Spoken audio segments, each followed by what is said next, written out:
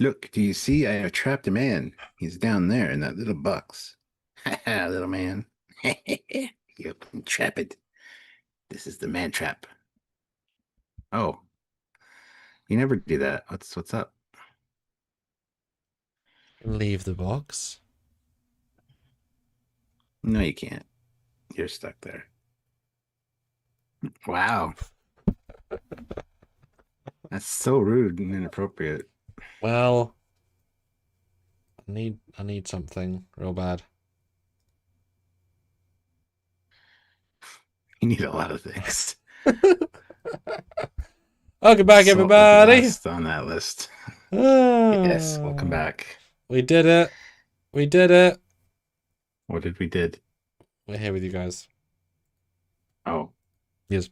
indeed. Amazing. Episode far for one slash five slash doesn't matter. Yes.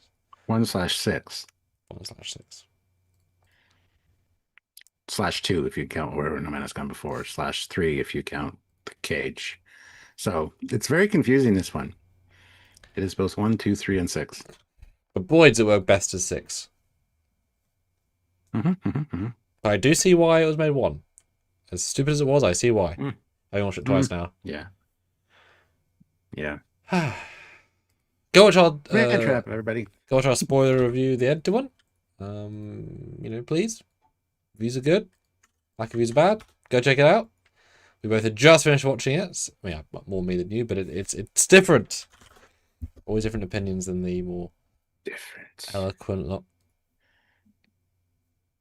What? the eloquent and long form discussions we have here. So I'm gonna start sharing. You go share and get away from me. Suspiciously. Creepy salt person. There's a lot of assault in this episode. Anyway, guys, hit that like button. Make sure that you are subscribed to the channel. Click the notification bell icon to all so you don't miss any content. Join us for all of our lives and or edited content. We appreciate all of it. Be part of the community, chat in the general chat there, or you can put in your reviews, your scores out of 10, your thoughts, your comments, any weird facts via super chat or PayPal. We do read them all, and PayPal has more characters that you can type in. So anyway, lots of things you can do to help us out, and we appreciate it. There's also links down below to the Teespring and the Dashery store, so click those, check those out, see what you can grab, either Trekyards wise or just other really cool stuff. Just click the links; it helps us out as well, whether you think so or not. It does. You can also help us on a monthly basis by clicking that join button down there on YouTube, or by heading on over to Patreon/Trekyards. It all makes a big difference to us, and we appreciate it all. So anything you can do, please do. Looking forward to talking about some M113 salt creatures, salt vampires. I am here to suck your salt. Ah, ah, ah. Yeah, it doesn't really work. But there is a lot of assault in this particular episode. So, anyway, snort poopus. Hey, how's it going? How woo? Interesting, interesting, interesting. Anyhow, yes, so we'll be talking about this episode today. We'll see how it goes. See if you guys have anything interesting to put in. We really appreciate that. So this is a salty show. Last night was my hangout talking about it was kind of salty at times. Sure, sure. So yeah. Oh look, It's the me. not Sam is back. It's me. I'm back. Sure, sure. Hello. Hello. So, Stuart, what do you think of season 1, Yes, episode 6 slash season, and more importantly, how did you feel after reviewing it several times before chatting with me to change your opinion, thoughts, whatever? Go for it, Stuart. This episode pisses me off. I don't like watching it very much. It's not that bad. Excellent. It's not a bad episode of Star Trek in general. It definitely established some tropes that we see many times after this. You know, an alien on board or something that's disguising itself as crew members and changing identities. And it's quite an interesting concept that way. A lot of people die. No red shirts. We get 2 blue shirts that die, 1 yellow shirt, and 1 technician man wearing a non-colored shirt because it's a silver. It's like a It's fine. Mm. So the red shirt thing has not yet been established. Just want to point that out. And it's not really a thing anyway if you look at percentages, but that's fine. um, Interesting enough. I like Professor Crater. I think the actor's pretty good. I like the little attention to detail here and there with it's a hot planet. Everybody's sweating. They just didn't wipe themselves off because the studio lights are hot and they just went with it. There are some funny things, of course, like when Kirk is army crawling, his communicator flap is flapping, and it looks kind of ridiculous. Uh, Stuff like that. Poor Janice ran though. Goddamn. Uh, she was getting assaulted last week and this week, not really assaulted, but stalked. And soon Charlie X is coming up, and that's a whole other situation with her. Um, she seems to be the one that's made to suffer in this show. So, but first introduction of Uhura in a red uniform, which is great. Uhura's got a lot of lines in this, and actually some character development ish. We get to see her personality, and that's cool. Uh, and yeah, just learning. Actually, I read an interesting thing last night in the Worlds of the Federation. Turns out that Nancy Crater and her husband, Professor Crater, found the salt creature in suspended animation because the civilization that was there before had put it in suspended animation. They found it in one of the ruins and brought it out of hibernation. But that's also beta canon. But it's interesting. There's a lot of interesting stuff in there about this particular creature. They used to be there on the planet in the billions. They weren't the civilization that created the ruins. They were just another inhabitant of the planet. So, and probably been extinct for a long time. Just this one was in stasis for a long time, which is interesting. You don't get any of that in this episode, but it's just a nice little interesting fact. But honestly, it's one that annoys me because I don't like watching it first when you watch release order. It's like you could have made better choices there, guys. So that's why I'm glad we're doing production order. It just kind of works for me. Well, you made us, To Stuart. not, I did, yes. Not switching back and forth from different uniforms to a her wearing red and yellow and all that stuff. So love that. Spock is great in this one as well. Everybody's kind of on point. McCoy has a lot to do. Kirk plays captain very well in this. He actually tells his best friend twice, well, not his best friend, but McCoy, to man up, do your job, and then later stop thinking with your glands. So he definitely pulls his captain rank card a few times, which is wonderful because it's a very professional thing to do. And he's also lost crewman. So that's got to be irritating for a captain, especially when you don't know the reason. So, yeah, there's a lot to like here. A young Seth MacFarlane look-alike. I mean, you could just deep fake that guy and have no problem. He already looks like Seth MacFarlane as it is. So, um, and he actually gets quite a few lines as well. So it's a fun one. It's all the characters are there. They're all established. There's no real bickering between McCoy and Spock Except yet. Scotty. Oh yeah, so Scotty. Yeah, I meant the trifecta. But Sulu, you get to see what he does in his time off. Goes down and waters the weepers down in botany. That's fine. Uh, so interesting little daily activities, including eating. Just Kirk's eating on the bridge. Love that. That's kind of cool. Mm-hmm. Weird wonky sound effects when Mm.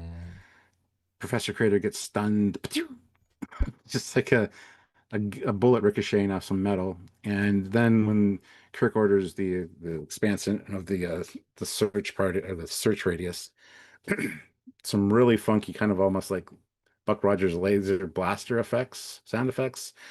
Still not those dialed in yet, but yeah, other than that, it's okay. I don't like it being the first one. Much prefer it in this order. And it's like I said, it's a trope that it's an episode that inspired a lot of episodes of Star Trek that come after. But good makeup effects on the creature, although you don't see it very much. Um, and we see the salt creature one more time in TOS, by the way, and that's in Trelane's little thing. It's one of the anyway. So yeah, could have been. I'm surprised they didn't use it more. Like try to change the face or a different mask or something because it's a good overall creature effect. But yeah, That's about it. It's all right. It's upper middle tier for me, I think. So after all of that, Sam, what did you think of this episode? And now that you've watched it twice in the space of like a few days, how does it sit with you? Are you feeling salty about it? No, Oh, being okay. satiated and Mm. solitary. No, it's funny. The first watch, I enjoyed it. It's an odd episode, oddly paced, but for a reason. There's a lot of character beats in it. It's the first truly ensemble episode we've had. Truly. As I said, one biggest takeaway is that I feel like they probably said we liked that Michelle woman who came in a few weeks ago. She was really good. Maybe we should give her more than the same line 7 times.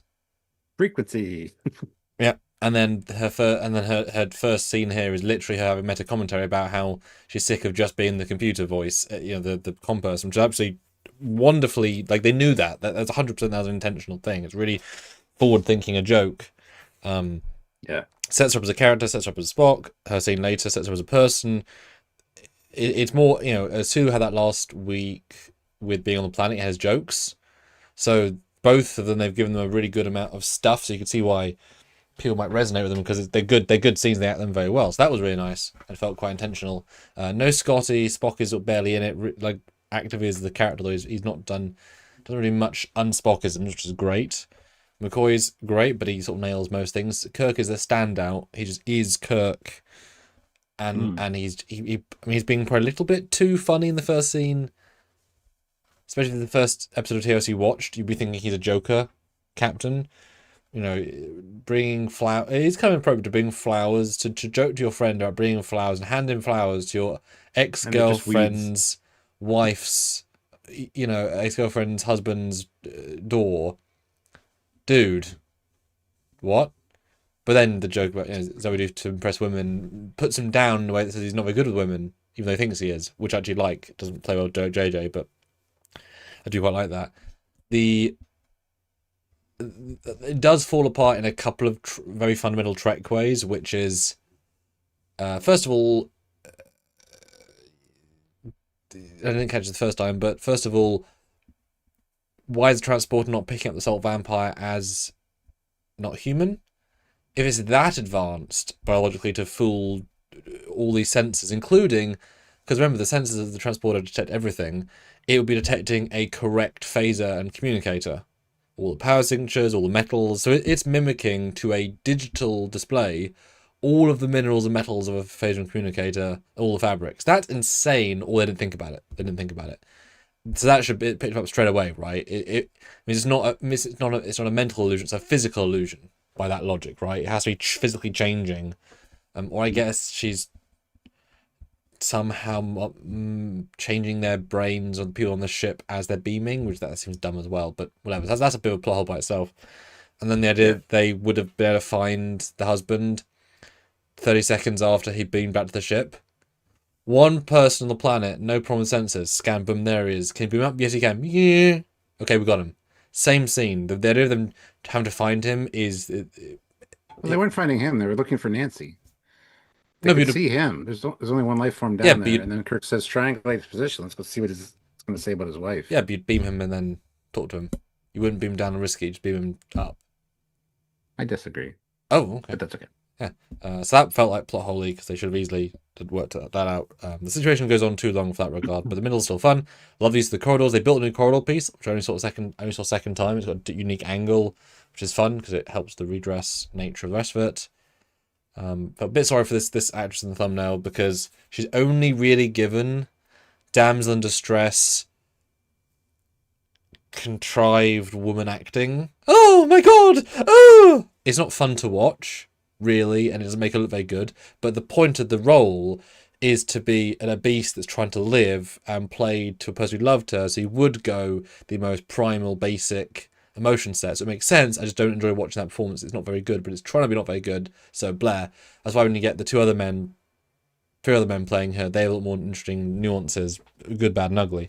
And then seeing McCoy act as Salt Vampire is really interesting.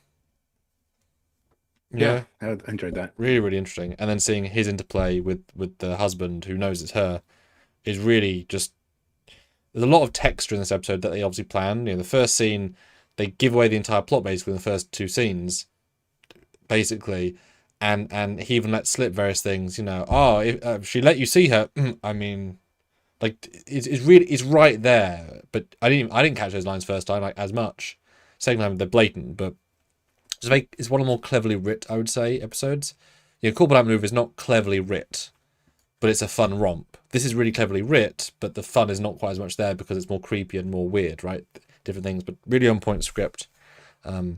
Although they did some easily the worstness of sound design of the batch so far. Loads of incorrect door either missing or mistiming, so you hear constant the sliding of the wood, which we've heard in real life at Ticonderoga, so we know how it sounds, but also it's just wood. That's pretty terrible this week. Plus, their sound effects aren't very good. They just didn't do a good job with sound effects or sound mixing. It's fine, but there's a lot of those things going on, so they obviously just missed a whole load. So, good episode. I'd say overall one of the stronger ones, just for all the various things. And the fact that everyone feels on point pretty much is kind of impressive because we're right there. We're not exactly far in. Yeah. Ooh, Ensign Ricky throws in $10. Good to see Ensign Ricky. Haven't seen you in a while. That makes a difference. Thanks so Hey, much. Cap and Sam, just checking in. Hope all is well. All is well. Hope everything is well with you as well, sir. Yeah. Let us know how you doing. Always love seeing always love Ensign Ricky showing up. I was about to make a promotion joke, but I can't talk, so I'm not going to. Yeah, no, he's anyway. All right, well let's get into it, I guess. Get it underway. So yeah, Spock's in command. Kirk's beaming down to, well, it's Kirk and McCoy and I forget the other guy's name. Oh, he's got a name. I got it here somewhere. It's anyway, fine. They beam down to basically make sure that Nancy Crater and her husband, Professor Crater, are fine. Kirk kind of makes a joke about, yes, giving flowers, which are just like weeds, which is hilarious. And then there's nobody here to meet us. Well, you rushed us down 10 minutes early. And when he said that, I thought of you because I like to be early to shit and Sam not so much. So when we're ever together on a trip, I'm like, we got to get there early. And he gets kind of annoyed with me, but that's fine. Well, in real life, I'm always deadline to deadline. So early just means problems with things. I haven't got the luxury of being early, unfortunately, in my real life. Yes, but I'm always early, so it's a thing you got to live with. It's fine. Anyway, so they go in and we meet Nancy Crater, and I hate the introduction of her because she is singing. Oh yeah. You hear singing, and she walks up. She's clearly not fucking singing, and she comes in. She's got the dark hair. She talks to McCoy. She's like, "Oh, you haven't changed a bit." And then you get the music. The TOS music, like, something's weird because you see Kirk's version of her with the gray hair, and then you get the other guy. It's like, "Ooh, you look like a lady from Wrigley's Pleasure Planet," and she's like this hot blonde, right? You're my friend really Bill's hooker, right? What? Nothing.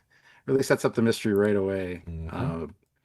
But yeah, says that it's been about 10 years, 12 years since they've seen each other. So we get all that kind of context. And even the line, the one woman in McCoy's past. It's like, really? Because he was married and he has a kid. Her name's Joanna. But, fine. This is the one woman.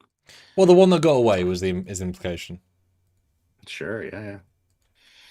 But anyway, that's about it. And then, of course, she goes out to find Professor Crater, and there you go. She goes out to find Professor Crater, and the other guy follows her because she kind of gives him that look, like the come hither look. And we cut to the opening of the show. So that's the opening scene. A lot going on, but not. Yeah, it's dense with character beats. Although it makes me wonder, why is there a medical or science guy beaming down? He's presumably not medical but McCoy's medical, and there's nothing science happening, so why the science guy with a phaser beaming down? Also, why they got phasers? Nothing about Landing Party makes any sense in doing a medical checkup. Yeah, the research team that's been there 5 years investigating ruins. There would be no like wildlife or whatever they'd have to really worry about. So yeah, it's interesting that they do have phasers. And also the way Kirk's carrying the tricorder, just willy-nilly by the strap. Yeah. Well, in fairness, but small. not in the second shot, only in the first shot. Obviously, one planet set to the other. But yeah, just a bit weird. Just some random guy. But no, I do like the camaraderie straight out the gate. The laughing's infectious. It's very charming. Good set piece, although that's the only set piece in the entire episode in terms of a set piece. The big pool thing. The rest of it's obviously planet hell. It's not a set piece. The interior is like, oh, that's just the Mudswoman set. It's better done though. A lot better done. And it works better with ruins. Yeah, the thing I wasn't too fussed about, but I was mentally thinking, okay, when does she know they're there? Because, and what's her powers? Because is she? This is obviously getting too nerdy, but is she seeing for herself or for the husband? Is she pretending to be? Is she passively pretending to be the ex or the wife? But everyone sees that, which isn't therefore true because they all see different. So, what are they hearing? Why is it Nancy? And does the top monster know they're there before they go in? And this is a was she surprised? You know?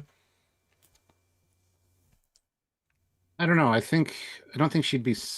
I don't think she was surprised because I mean I guess everybody would see her in a different way, regardless whether she wanted them to or not. But to her to be locked on to Nancy's look for McCoy, like coming, I don't know.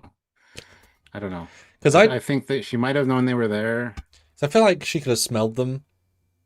There's a different. Well, yes, but there's something different. She's been here for a long time. But I'm glad we checked this to the difference because when I watched it, I was like, neither she looked 25 nor 37 in either role. So I don't know what they did.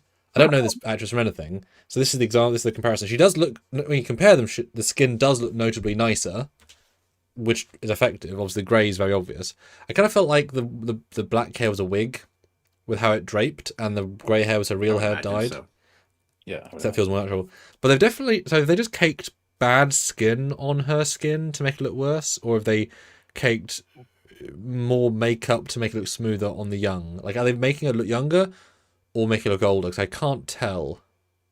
Like probably older would be my guess. That's a lot, but she's not in that many scenes. In fairness, a little less makeup, and yeah. Because I didn't think she looked any different from the scene, but she's actually very different. But that does speak to the fact they all saw her differently. She must have been surprised, and that her innate reaction is just to them to see her, and then she has to then trigger what they see after that consciously. Because I don't think when she's in the ship, I think they're all seeing her. Well, no, she must be able to control it because if they're all seeing green, that's the only way that illusion works, right? So she's able to control everyone's. What's her name? McCoy. So she's surprised, and then she's able to control it afterwards. Mm-hmm. Which is wild. But the fact that Kirk is like, yes, she's totally 25. Oh, never day over 25. Boom, she's got some grey hair. No, she doesn't. Yeah, she does. And everyone's right? So everyone's playing it straight, but McCoy's like, yeah, and then later he questions himself. So, which is lovely because you can see rose tinted.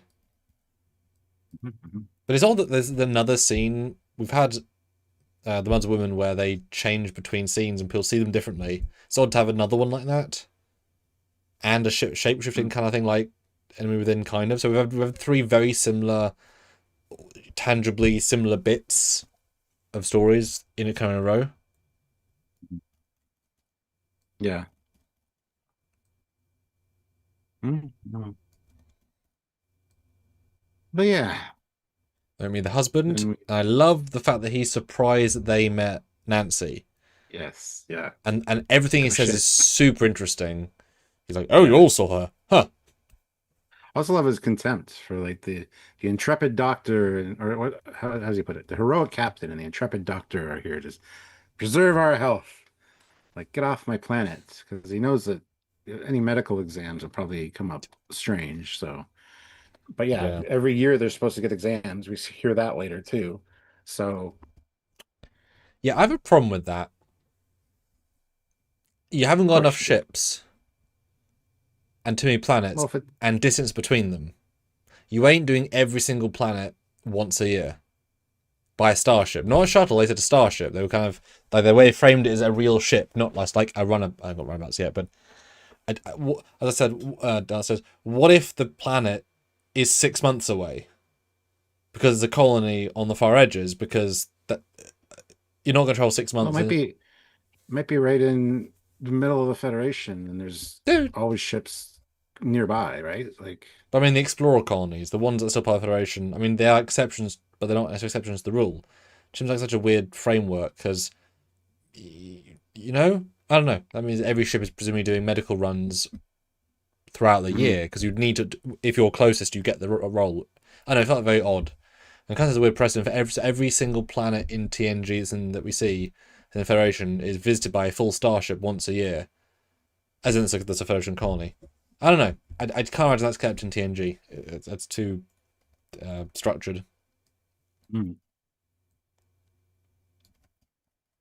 Yes, but we also find out that Nancy calls him Plum, and so Kirk here is like, "Yeah, go check him out, Plum." I mean, Dr. McCoy. Just joking around. Like, there's a lot of kind of funny, Yep. smirky Kirk moments here. A lot. This opening. Well, there's a lot of Yeah. drama in the second half, so give the actor a break, right? Yeah. He loses like 5 people. Yeah. And then he's like, did I hear him say McCoy? You did? Nancy spoke of Dr. McCoy. Yeah, that's me. Yeah. You banged her. And this is the odd thing here. It gives me great pleasure to know that she's gotten to see an old friend and has a chance for some company. It's different for me. I enjoy solitude, but for a woman. And he And pauses, even like, you know. yeah, even Sylvia was like, "The fuck does that mean?" I mean, women are more social creatures for sure, but And the men are like, still, yeah, we know. yeah. And then it makes you realize it's kind of a boys' club episode. In the scenes that are only boys, which makes sense, obviously, but like this scene. But no, I mean, everything he says, because I would assume he knows they're in danger of being killed. I think he cares, but I think He cares, yeah. But I think he assumes Nancy can keep herself in check. Yeah. But I assume that they've been Especially if they get more salt. yeah, but I assume they've been rationing their food, her food for a long time. So we'll get into that later, I'm sure. But everything he says is super interesting because this is just everything. Like, he's very calm, is what I'm trying to say. For everything is about to come undone or not, everything's calm. Yeah. Although, And then there's the whole very small note, but I guess in theory, this is not quite what the episode's saying, but given that he did know Nancy and he did marry Nancy and then she died, I don't know how the monster killed her, but how much of the memories could they have kind of absorbed all through him? So if this all went well, then the soul monster could possibly get more memories out of McCoy's mind for more of Nancy's personality that he didn't know, and actually expand upon the illusion. possibly, yeah. Bit, because it's only dump like a new holodeck of programs. Yeah. That said, as well, last thing on that, the fact that he's like being alone, he's so calm because, and even like, he's not jealous towards McCoy, which he would be because my wife's ex-boyfriend, but because his wife's dead, the jealousy isn't there because it's not really her, right? You would think that would play in, and it doesn't because she's not Nancy, she's not alive, so I'm not going to be annoyed about it. Yeah. Yeah, this is the whole conversation of she hasn't aged today, and Kirk's like, she's got some gray bones, and then Professor Crater's like, yeah, next time you see her, she'll probably look more appropriate age. And If she lets you, he does say, yeah, he almost says that. Great for second time watching. Yeah. So, no, that's all great. And then the next time McCoy sees her, she's got the gray, and you can see it in his eyes. He's like, it's weird, but okay, whatever. Yeah, because what can you do but accept it? Right? Yeah. No, it's very clever. And then a scream. Note, Kirk is the only one that screams while being salt-eated. So there's a bit of a canon problem, dislogic problem, because she screams at him being dead, but he doesn't scream while being eaten, but Kirk did. Just saying. No one does, otherwise it would change the whole episode. I just find it so amusing that she is literally the thief, the killer, at the scene of the crime, next to the body, 5 seconds after she killed him. You never see that in films and TVs. It's kind of fun, like, yeah, you did it, you're right there. You caught her, well done! Oh. Well, that's what they do that a lot in TV, though, but it's usually a red herring, like the person wasn't involved, and you think that they are, right? Yeah. So, yeah. There's still a mystery. But I would assume in the 60s were you meant to think she did it? right? I don't know at this point because obviously we know we can never not know. I don't know. Yeah. They do put a lot of hints. You can absolutely Yeah. feel it coming, especially the second Salt reference. The way she says it, it's very Yeah. like gimme. Yeah. And he's got the rings on his face, of course, and Kirk pulls out the little piece of plant in his mouth. Uh, which, yeah, I mean, good on her for putting that in there, like, and thinking that far ahead, I guess. But Yes and no. I think you could probably justifiably say she's not that smart a creature based on a myriad of reasons, right? But as McCoy says in like 3 seconds later, obviously it's not this because there's nothing in his system. Just because she yes. shoves this thing in his mouth, it's not in his digestion system. It's not in his. It's there, Well, not it's like a there. child. She's like a child trying to Yeah, cover something up. She broke something or whatever, I and love that. she's trying to, Yeah, yeah, not thinking that far ahead. And even, it's a reactionary thing, right? yeah. So, No, I love that. Well, exactly. So there's the thing. It's a very clever script. It's a lot of little details. They really thought it through, which is yeah. why this is this a real thing. But if you note, all the men are very sweaty. Yes. Now they're as She's sweaty. not. They're as sweaty. They're as sweaty as a very hot set. Now she is sweaty, but not sweaty. Sweaty. So are they? Yeah. Now you can take it two ways. One, the husband's nervous because they're being caught. The captain's nervous because he's lost somebody, and Bones is nervous because he's got a mild erection for seeing his whatever. You know, they're all nervous and sweaty for various reasons, and she's not because she doesn't care. She's the alien, or because she's not sweating because it's her planet and she's an illusion. She's not sweating. Either way works, but I'd love to think that was intentional. Let's get everyone else just drenched and her nothing. Well, I hope that's what they did. It's a beautiful, beautiful hint. yeah, they're all sweating because it's a hot planet. Yeah. So, and they just ran there. So, That's what I'm saying. It could be because they're nervous because they like it works both ways. Always the yeah. intentional hint. Yeah. She's so unsweaty in comparison. It's great. Yeah. It's the first, I think, first time we see this, the biting the knuckle. Yeah. Um, yeah. And Remember the salt. Remember the McCoy's salt. like, yes, the salt again. Yes. Yeah. He's like, let me handle the provisioning. Uh, and then he's like, McCoy's like, we should probably do these examinations later, Jim. Like, yeah, take your man up. We're well aware of our duties, mister. Like, again, Kirk goes right into captain mode there. Like, we know what we got to do. We got to get this body beamed up. Well, 'Cause I'm mad. I mean, you've got to. People say often, slightly less informed people, oh, there's so many battles and stuff in Trek. It's like, I mean, let's say a TNG season is 24 episodes, whatever, and that represents a year, right? So that's less than 10% of a year, and there's 6 battles in that season. So they've had 6 days of battles in a year. That's nothing, percentage-wise. It's quite a few, but it's still nothing. So Kirk hasn't lost anybody in 3 months, 6 months, 8 months, right? So it's we never think of that, but this is probably hitting really, really hard because he lost somebody, and the non-knowledge of it is even worse. So he's okay to be pushed on the edge because you don't lose people. It's really infrequent. Exactly. And they're people under your command. They're your responsibility. If anybody's to blame, it's you. He might have liked him. I mean, He might have. I don't know. I don't like anybody I work with. So,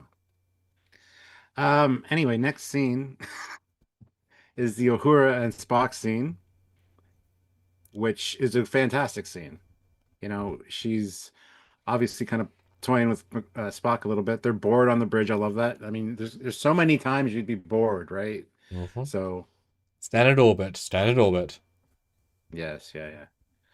And Spock's like, there was an error in your frequency column, like it's a test or something. And then she gets a little.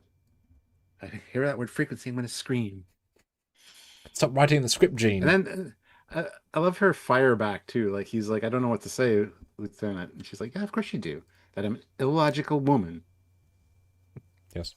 So yeah, it's a good playful scene between the two of them, implying that they know each other fairly well. And if you take into account Strange New Worlds, then yeah, they've worked together for a while, right? So yeah, this scene's a crazy one. I think I've seen this clip before.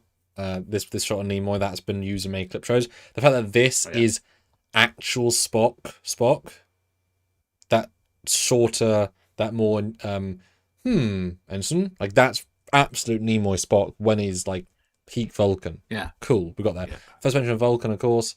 But Uhura is so... She's not flirty. I don't think that's personally there at all. She's just playing, as you say. Yeah. And while this show is new, this crew is new, they're not fresh new. So she, in the what we think as the audience, probably many months, if not a year. In Stranger World, they've known each other for like 6, 7 years, 5, 6 years. Now, way longer than the scene implies. Like, the way they tease each other is if they've been together a few months, not literal years, right? So it doesn't really work, that retconable approach. But it's such a good little scene, and yeah, Michelle absolutely owns it in a quite a unique... I know we're biased, we like her, but it's quite a unique vibe that, yeah, really sells, and she's... yeah, she does it very well. And so is Nemo, like I said, but it's just in that sort of quiet way. Very good. And they get the notification that they're beaming up and somebody's dead, and Yes. Spock does the right thing, and it's like, all right, cool. And Uhura's like, I can't believe it. It could be your best friend. It could be Captain Kirk. Closest thing you have to a friend. Sorry. It's like, yeah, but it's not going to change the situation. Like, they're both right in from a certain point of view. Rolling Live, Stuart, Rolling Live.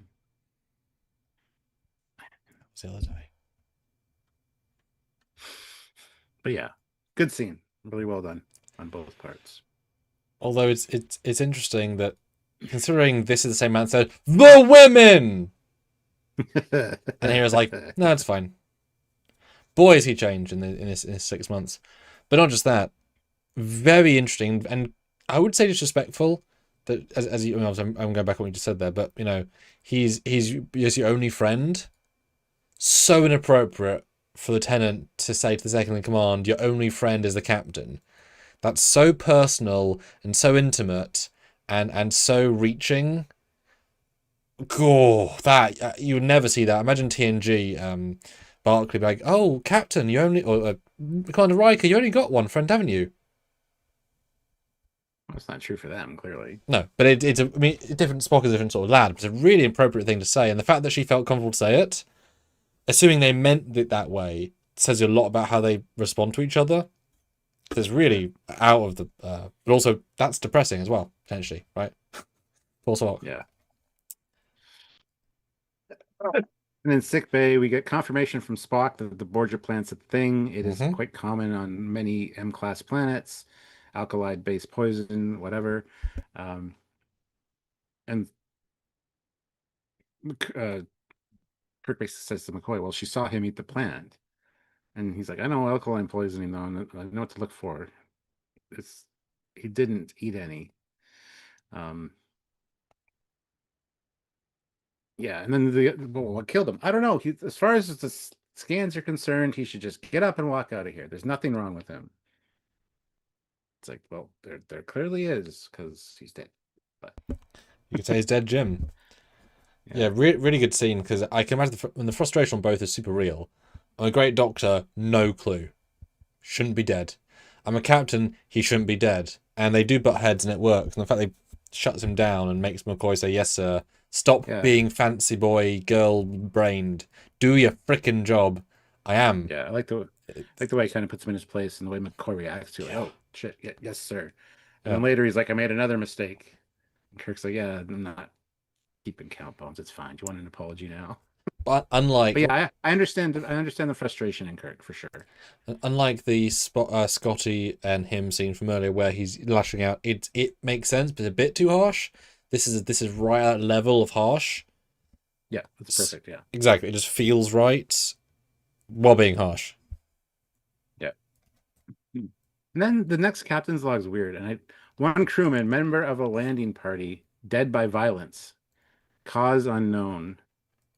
But we were certain the cause of death was not poison. Now, dead by violence would imply like being bludgeoned to death or having a visible wound besides the modeling on his skin, which Kirk still thinks is modeling on the skin and not anything like other. So to say a victim of violence is confusing to me. Well, not just that. There's no reason that he should be dead. It's not like his spine's broken or his skull's crushed in. Yeah, what if he had a secret alien brain tumor that could be anything alien, right? Or something in the air of the planet that he's allergic to. Like, who knows, man? No, it's it is odd and it is out of place. But also if you note similar last week somewhat, but captain's logs you associate being in temporal order. But once again, they mentioned things out of sequence to the events, as in, I think it's more the first third after the first bit, but there's like, but you don't know that yet in the log, in the episode, or it's a bit odd to say anything with that. It's like, Yeah, it's not quite where you are in the story yet. When the hell you're not right? You're not in this log now, are you? Because you don't know that yet, really. Anyway. and then we get a message from Space Commander Dominguez. We need our supplies. Kirk's like, yeah, tell him he can wait for his chili peppers. Prime Mexican Reds. I picked them myself. Tell Jose it's good. We'll be there soon. And as I was watching it the first time, I sent a Facebook video to Adrian, who's our lead 3 modeler for interiors. Adrian Dominguez. I was like, oh my god, you're canon. That's great. That's great. Because no one's going to say Cockings. Space Commander. Space Commander. No one's going to say Cockings in Star Trek. And Foley, there'll be a Foley somewhere, right? But Dominguez, chance of that, don't know. There it is. Love it. Good job. Yep. So nice little moment of levity there where he's like, tell Jose he can wait. I picked them myself. They're good. They can last a few more days.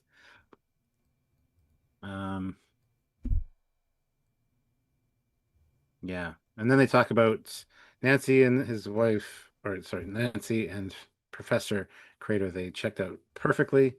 They've been here for 5 years. They are visited by various vessels, and they always have like artifacts and reports going out. But the last year in particular, there's been a marked drop in stuff going out. Which is actually which is more recently than they found the salt monster. So for a while they managed to keep up the illusion for a good while. They said 2 years ago the salt monster was found. So or more. Oh because yeah. In the Worlds of the Federation, it says that they actually kind of lived with the salt monster, both Nancy and her husband, for a few years, and then there was an incident where they got hungry and killed Nancy. Yeah, but that again, that's all beta canon, but it's still very interesting stuff. So yeah, so it adds more layers to it, which is good. Because he does say later, Nancy understood. Yeah, it's true. Yeah.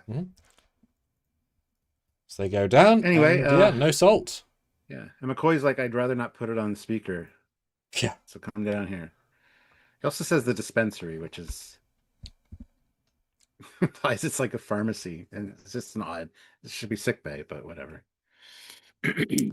Yeah, no salt. I love that they're ahead of him. Nice little touch, Captain Dumb, but why would he be able to read specific medical diagrams? It makes sense. I love it. Yeah. All the salt's gone, which would kill you instantly. That's interesting. To find out how. Yeah, would it be painful just to all of a sudden have no salt in your body? Yes. Taking away the fact that it's sucked out through your face. And then I was shocked by this. They remembered that the people on the planet both wanted salt. Well, that's a crazy coincidence. It's got to be them. And it's like, oh shit, it's got to be them. We're the episode. You never get that in storytelling, and not often in Star Trek. So yeah, we're going to go around the planet, call them out on it. They must have killed the guy, right? Like very logically, this makes sense. We've got a lead. And I was thinking, how are they going to explain that away? So I was excited to see how they're going to. Yeah, your esteemed doctor here, and he's got a little bit of resentment from McCoy. Yeah. Can't explain the fact we need salt. And it's Kirk that answers, yeah, of course we know the importance of salt on a hot, arid planet like this. But anyway, yeah, and then he hands him the salt. We start with 25 pounds. This is what we have left. And Kirk takes it, gives it to McCoy. Here, taste this, make sure it's not poison. It's salt. I just found that kind of funny. Here, just try this. Try this poison. Anyway. I was wondering, so are they really just taking a salt tablet a day? What's the logic here? No, you'd crush them up probably to put in, just sprinkle on food and stuff. Yeah, because it just seems like an odd structure. I mean, you might take them in pill form. That's interesting. Maybe like once a week or, something like that. The salt tablets, it's not raw salt. It's not a pound of salt. It's tablets. It could be compressed salt, though, that you like break up with a mortar and pestle to turn into like salt for your food, right? So, is there no salt on the planet then? I would guess not, because it's a hot arid planet, so there wouldn't be like salt water or anything. I don't know much about real planets to know. I was Yeah. partially assuming, as I watched both times, that the salt monsters ate all the salt. That's part why they died out. Mm, possibly. Because if they, if the predators out eat the resources, Yeah. so that could just be a numbers game. Also makes me wonder about the relationship between the salt monsters, which are numbered in the billions apparently on this Yeah, planet, yeah, yeah. with this ancient civilization. But then did they kill out the ancient civilization, or were they going extinct before that? Because, like they said, they found one in stasis in one of the ruins, but it doesn't look like there's any advanced technology in any of these ruins. I was So, about to say, but basic ruins. yeah, But then also, there's only one zone of the planet. There could be a giant skyscraper, Coruscant somewhere. This is under yeah, sand. But my gentle assumption was that they, as with a lion or a tiger, if you're starving it, it's gonna be mean. So if this is a creature that they domesticated and fed, no issue at all, then it's just a creature that like any other. And when that society was having problems, they couldn't feed the creatures, or they overpopulated, and then problems, and then bam, bam, bam. Because I certainly thought that the salt monsters killed the planet, and they died out. That's how I took it. The episode, they're so dangerous that they end up causing the possibly. yeah was my interpretation of that. But yeah, I wish more would have been said about the ruins and the civilization, but there's too much going on anyway, right? And I'd rather have McCoy. I'd it's rather odd. have, oh, wow, yeah. I was gonna say it's odd later because when you see the salt creature, it's wearing clothes, more or less. It's kind of got like a net on. Yeah. So are they civilized enough that they wear garments, or is that just because he's been hanging out with Professor Crater? Well, it Like, doesn't need clothes if they're gonna have fake illusion clothes, that's true. right? Yeah. And you don't get the sense. This is obviously disgusting. You don't get the sense he's been intimate with it. He's happy to be alone. Like That's it. what that's what I asked Sophia last night. You think he was fucking it? She's like, yeah, probably. I don't think it could. You could. I think he just likes. Yeah, I didn't get a vibe from him, which is interesting because they could have played Well, that. Kirk mentions it later. Like, it'd be great to have a lover, a slave, a da da da da da. They Hmm. rouse them all Hmm. off, right? And always win the arguments. So it's like his own little Hmm. plaything kind of thing. And it can be anything that he wants it to be illusionary wise. So At least I don't know. at least that they know of, right? He and they know of. Yeah, yeah. But then they get word from Spock that the Borgia plant could not have killed Darnell. And McCoy's like, yeah, I already knew that. And then he's run off. He didn't run off. He snuck off, first of all. And they're right behind him, too. So he goes out and he's yelling, Nancy, salt, I have salt. Can you smell it? They're right behind him. They would hear that. And it's fine. Small thing. He knows the landscape better, of course, but they literally, he was gone for like 30 seconds. Not even. So, It's not great. Pure editing thing. When they cut back to Nancy a couple of times, and the editing's piss poor of when they did and how long. It's the same shot. They just linger in a different way, and it's awkward every time because it makes you think they're right next to each other, but yeah, it does. Yeah. but She's then just around the corner, essentially. it's bad edit. This is rare. That's why I'm noting it. And I kind of get the sense that now that Salt Monster has finally had a buffet open, having to not starve herself, but go the minimum to live for years because this is all we have. And he probably said, "Look, you could eat all the stuff today and last a month, or ration it like a sane person. You could last 5 years or every year, right?" And now suddenly she's eating all the salt. I assume is more than a salt. Like we said this earlier, but I assume more than a salt tablet. Like I assume there's so much salt in a person's body that it's like gorging herself every time, which makes it It's confusing that I don't think she's starving at any point. It's that she's now able to eat her fill, and it's now like a cocaine and meth. Like I want it because I've had like excess. I was just gonna say, a lot of times when I'm like mildly hungry at night, I'll go have a little snack, and then that snack makes me want more Yup. food because my stomach's now like doing its thing, and I'm like, oh, I Mm-hmm. could eat more now. So it's Mm-hmm. probably that kind of thing. Yep. Yeah. Scarf and barf. You eat so much and then you throw up. Speaking of throwing up, does anyone want to throw up some super chats or PayPals? Because guys, this Ooh, channel absolutely runs on you guys' support. Without it, there are some problems. There is a PayPal, Stuart. I'll throw you over to there. But we do want yes. to keep doing these, guys. But we really will have to stop if these things, if you guys don't have things to say as well, because 23 of you here, the super chats make us stop and talk, which we love being interrupted. But yes, there's a wonderful super chat. PayPal, sorry. Sean O'Sullivan throws in 224 and says, this episode, not to be confused with its modern sequel, The Man Trap sucks the salt out of you, whereas the sequel, The Kurtzman Trap, sucks the life out of you and everyone else and the entire franchise. Hashtag don't like Kurtzman. Hashtag paw fear. Yeah, Fleet Paw is not here. What the hell? Speaking of sequels, the next episode that we're watching is The Naked Time, which they were considering. I heard last night, thanks to Captain April, who's in the chat here. He said they were considering doing that as the first episode, but everybody goes squirrely and acts drunk and not themselves, so you don't even have a sense of who the characters are yet. So it was like fourth episode or whatever in release order.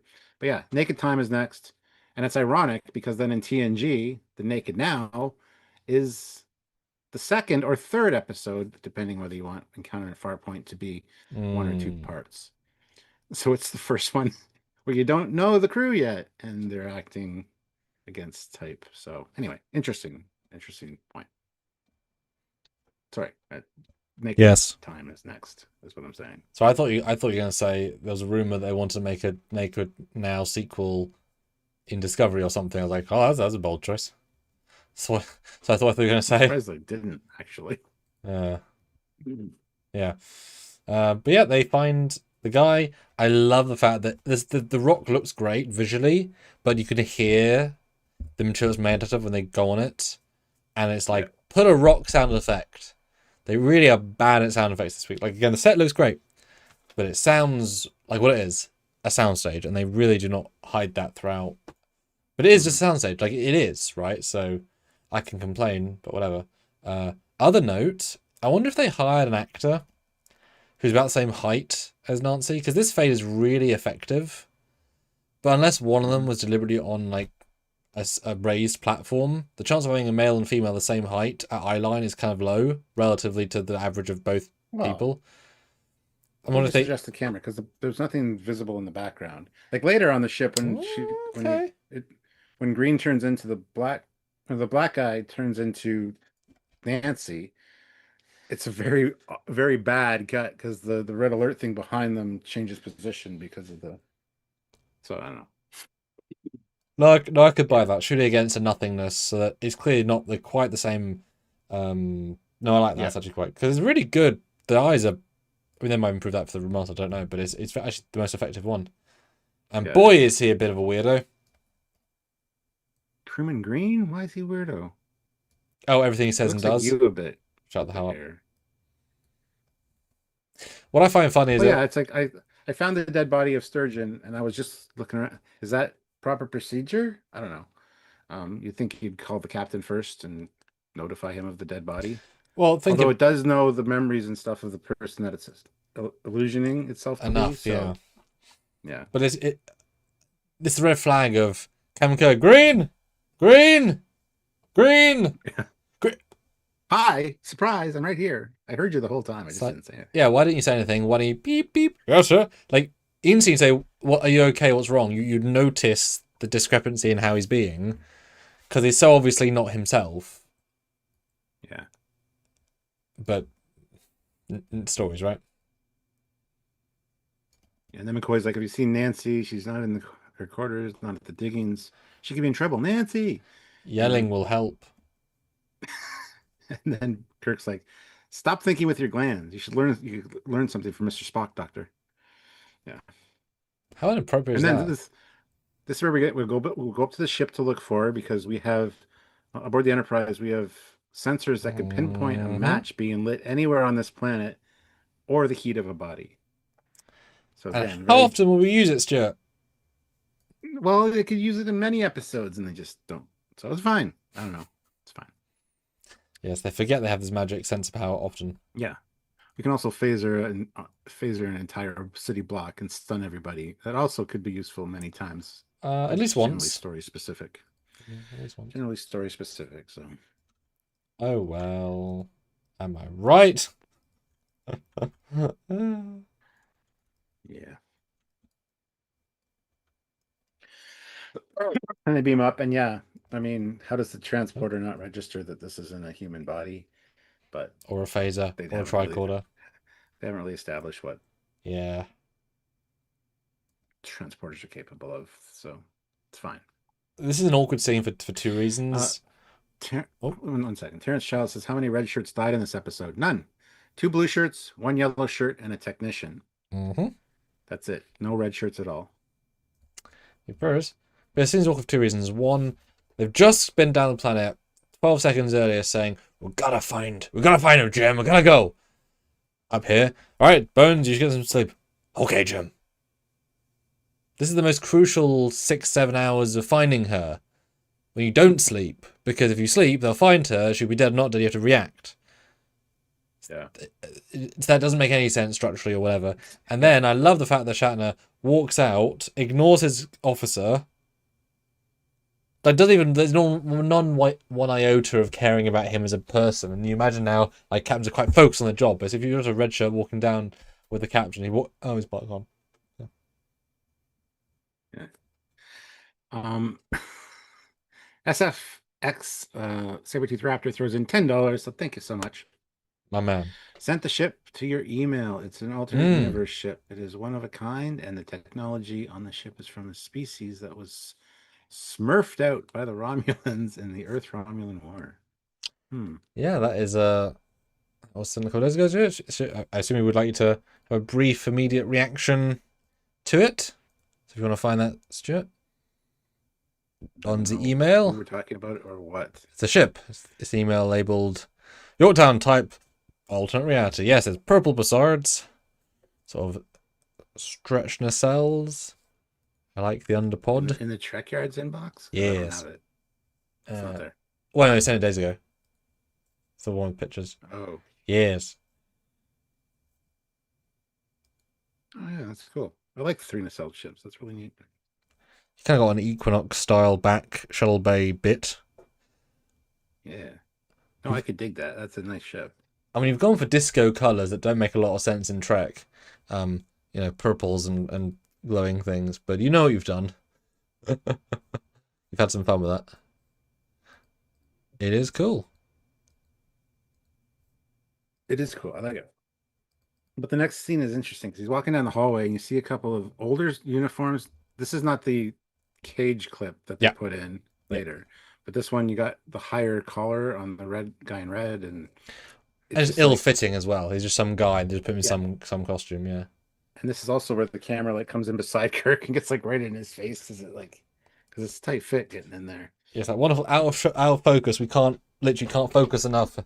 Now I was convinced when I watched this because it feels so obvious that this is a first-person shot of like the way Kirk looks side of him. He's looking at the officer. He's trying to ignore him or not talk to him. So I thought, oh, this is Green walking in with him first person. It's gonna be crazy. Especially as we even hear mechanical sound effects that never come back again of the tow lift. It just cuts away. It's like, oh, why did you do this shot? What was the motivation of the shot then? You're trying to get dynamic shots. That's all. I never once thought that was Green first person mode. It's not a successful shot, guys. You tried, didn't quite work, but you tried. That's the important thing, right? Ozzy says Green had a blue shirt. Now he has a gold shirt. No, he always had a gold shirt. Sturgeon was the one in blue. He's the dead guy. Yeah. And the first dead guy is Darnell, who was also in a blue shirt. Yeah. And yet, Janice Rand. Although she is the captain's yeoman, she's also delivering to off-duty botanists for some reason. They're probably both off duty, and she's just helping out a friend. With a well-made celery platter and salt shakers. I joked to you in another review. These things would be carefully calibrated for how much salt and fibre and stuff. You wouldn't want to get... It doesn't make sense in this future to give people optional extras in this way, like full salt pepper shakers for single meals. Are they really going to have 500 salt shakers on the ship just in case someone... in case you have 70 trays out at the same time? Like we're past that for this sort of ship. That's why the cubes are so fun, because they have everything you need. You don't add salt to celery. It's just a very dated point, while still being cool and futuristic.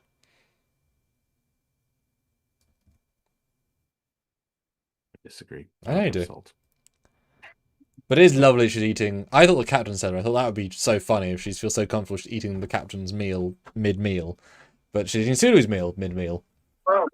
Yeah. Which is funny. And Creepy Boy tries to grab the salt shaker, and who do you think you are? He's got kind of a playful banter with him there for a minute, and then he dives into the turbo lift after her. Yes, he does. Probably got hit as well in take, because he goes for that. Mm.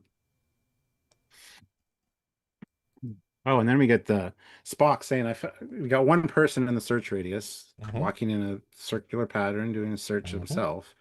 No other life signs. And Kirk's like, expand the search radius, and you get the weirdest goddamn sound effect. Oh god, yes. It just doesn't work, and it's over loud. So I'm glad that goes away, because it was silly. We're straight out of it sounds like a Buck Rogers blaster gun. It's straight out of a sound library from the 60s. They just pulled from an archive. It's like, yeah, but that, you know, it was already old by 66. Now they're using it for a fancy future sound. It's like, oh, okay, maybe not. Yeah.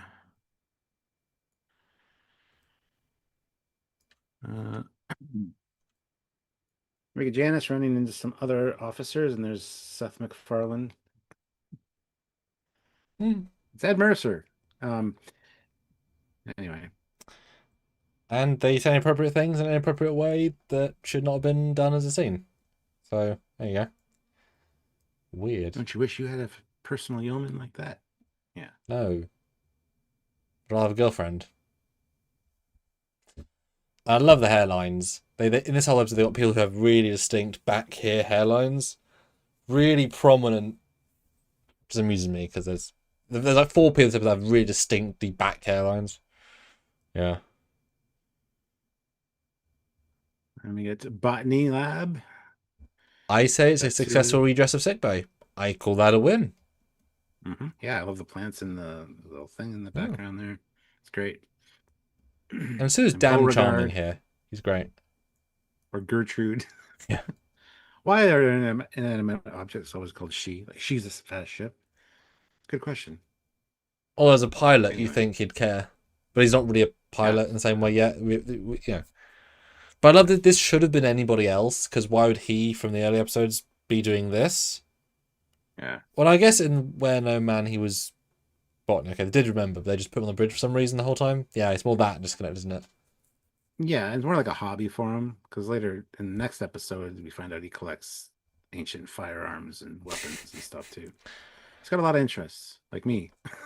But he's great in this. And this is the first reference to the Great Bird of the Galaxy. He says, "May the Great Bird of the Galaxy bless your planet." So it is cute. And it's good. And this scene is entirely them just hanging out. Yeah. And that's great. This is I wish they had more of these scenes with 2 side characters. It's great. And the plant's pretty cool. Like, it's obviously just hand in glove, and it's perfect until it screams later and does this, and you can tell it's clearly a hand. Like, I wish there would have been added some other ones on or something. Yeah, exactly.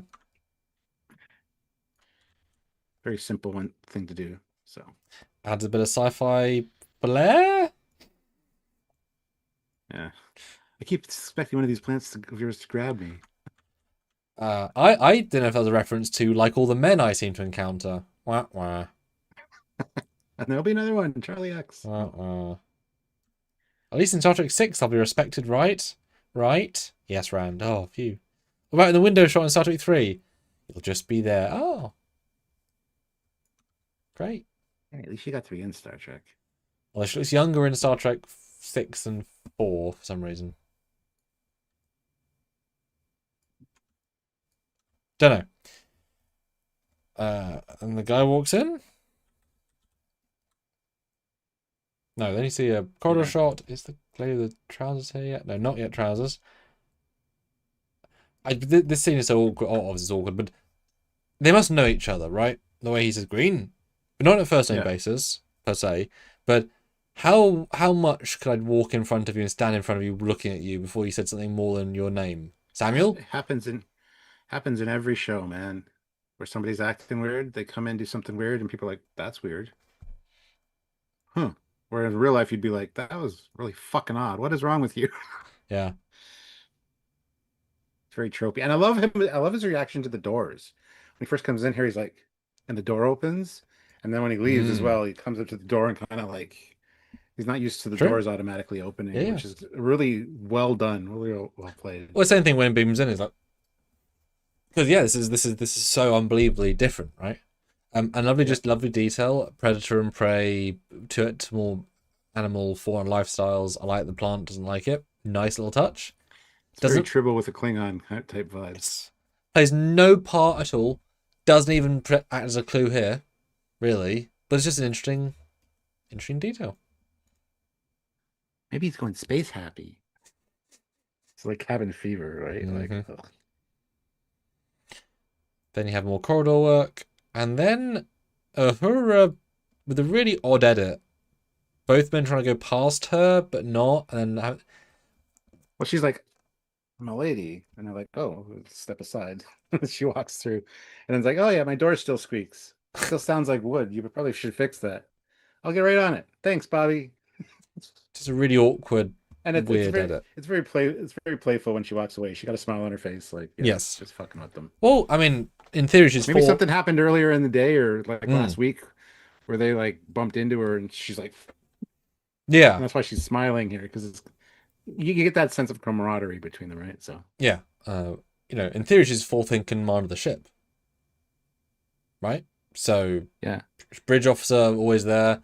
She that was hits, hanging out with the captain on the bridge. yep, Yeah, super outranks them, and then really interesting. Actually, it's such a decent fade to yeah, good on the that one is, eyes. yeah. The other one's bad. And Next one. I know the scene only works because she's using the powers, but it's such a creepy, awkward. But you got to assume she's under the influence already. Otherwise, it's like you would never do this in Well, your corridor of a ship professionally. It also he pulled this image from her mind somewhere, like somebody she was yeah, attracted to or would think would be attractive, right? in a Like, space nightclub. Yeah. and I love how it's kind of works at first, and she's like, "You were just thinking of someone just like me. Oh, I may be nice. wrong, but I think you might be a little lonely." And then she gets snarky. She's like, "Oh, I see. So naturally, when I'm lonely, I think of you." It's good dialogue. Yeah, it's It actually great. it's strong female, but soft and sincere and confused. Because you Yeah, see the like journey attracted of to the her. guy, but Yeah. yeah, But also, I like the fact that, and this is a very small thing, she's not worried she doesn't recognize him because 400 people on the ship. If it was, 430, Sam. thank you. I To be actually knew that, accurate. but I was well. I know. But isn't that interesting? Like that sets a precedent. She's not worried that it's an Yeah. intruder or someone she doesn't know. So they do not know everybody. It's a very small They probably get new detail. people. Yeah, they get new people on and off each stop, right? So Yeah, it's a very small note that you can have that on a big ship, and she would know. But she's the communications, right? In theory, she might get more details, but you can not know everybody. Small note. mhm. Yeah, yeah. And later she says, "Yeah, I would have remembered somebody like him." Because then yeah, exactly. Yeah, But I really like the guy's acting. It isn't yeah, creepy, but it's intense. But it's not yeah. sexy, but it's intense. But not too Well, intense. It's well acted. he fires off Swahili to her, and she's like, "Oh, you're from Swahili, or you speak Swahili." And then It's pushes her, great. and then forces her against a corner with his intensity. Well, yeah, Yeah. hypnotizing her, Yep. and then Janice and Sulu come out. I'll follow along. Like it's just like a regular day. They're not on duty. They're doing their thing, right? Yeah. It's great. Her is asked to go to the bridge multiple times. Just about Hmm. escapes his influence. We see how goodness darn short Nichelle is. We've been on the set, and that beat monitor is like here on me. You tap it passively. She's like, is she like 5'1" and in boots? I know. I thought Nichelle was taller than tiny.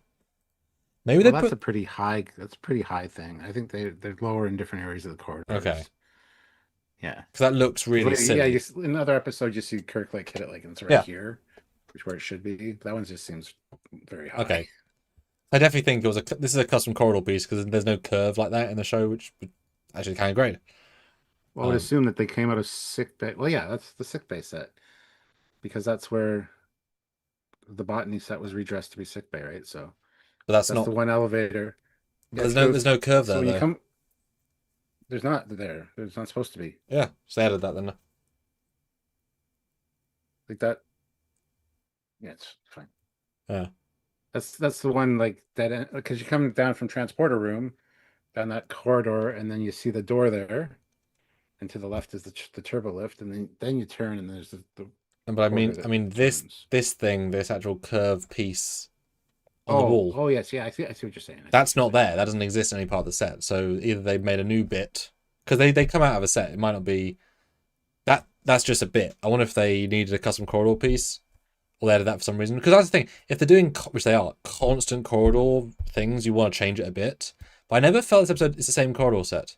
Well, also the layout of the might have changed because they're still early in production, Yeah, right? very true. And we have seen a lot of changes. So Oh yeah, I mean, well, when we get to it, the reuse clip is where the hell's that? That corridor bit, right? yeah, We'll get there. But the way she escapes is good. I guess part of the influence is to not be that concerned. He doesn't turn to Sue and say, "Do you know that man? He's creepily staring at me and tried to eat me. Maybe not in a fun way." She just sort of goes, it makes sense, defense mechanism, right? But there's your team, you know. Get the rapier, not the rapier, the pointy one, it's fencing sword. Get the fencing sword, Sulu. yeah. That's for next episode. Yes. Anyway, McCoy's trying to sleep, but he can't, so he calls the bridge. And Kirk's like, "Yeah, nothing to report here. I haven't found her yet." And he's just eating away on his thing. It's like melon. You can hear when he crunches it, right? It's colored melon. But yeah, he says, "One of those red pills you gave me last week. Take one of those. You'll sleep." I love that.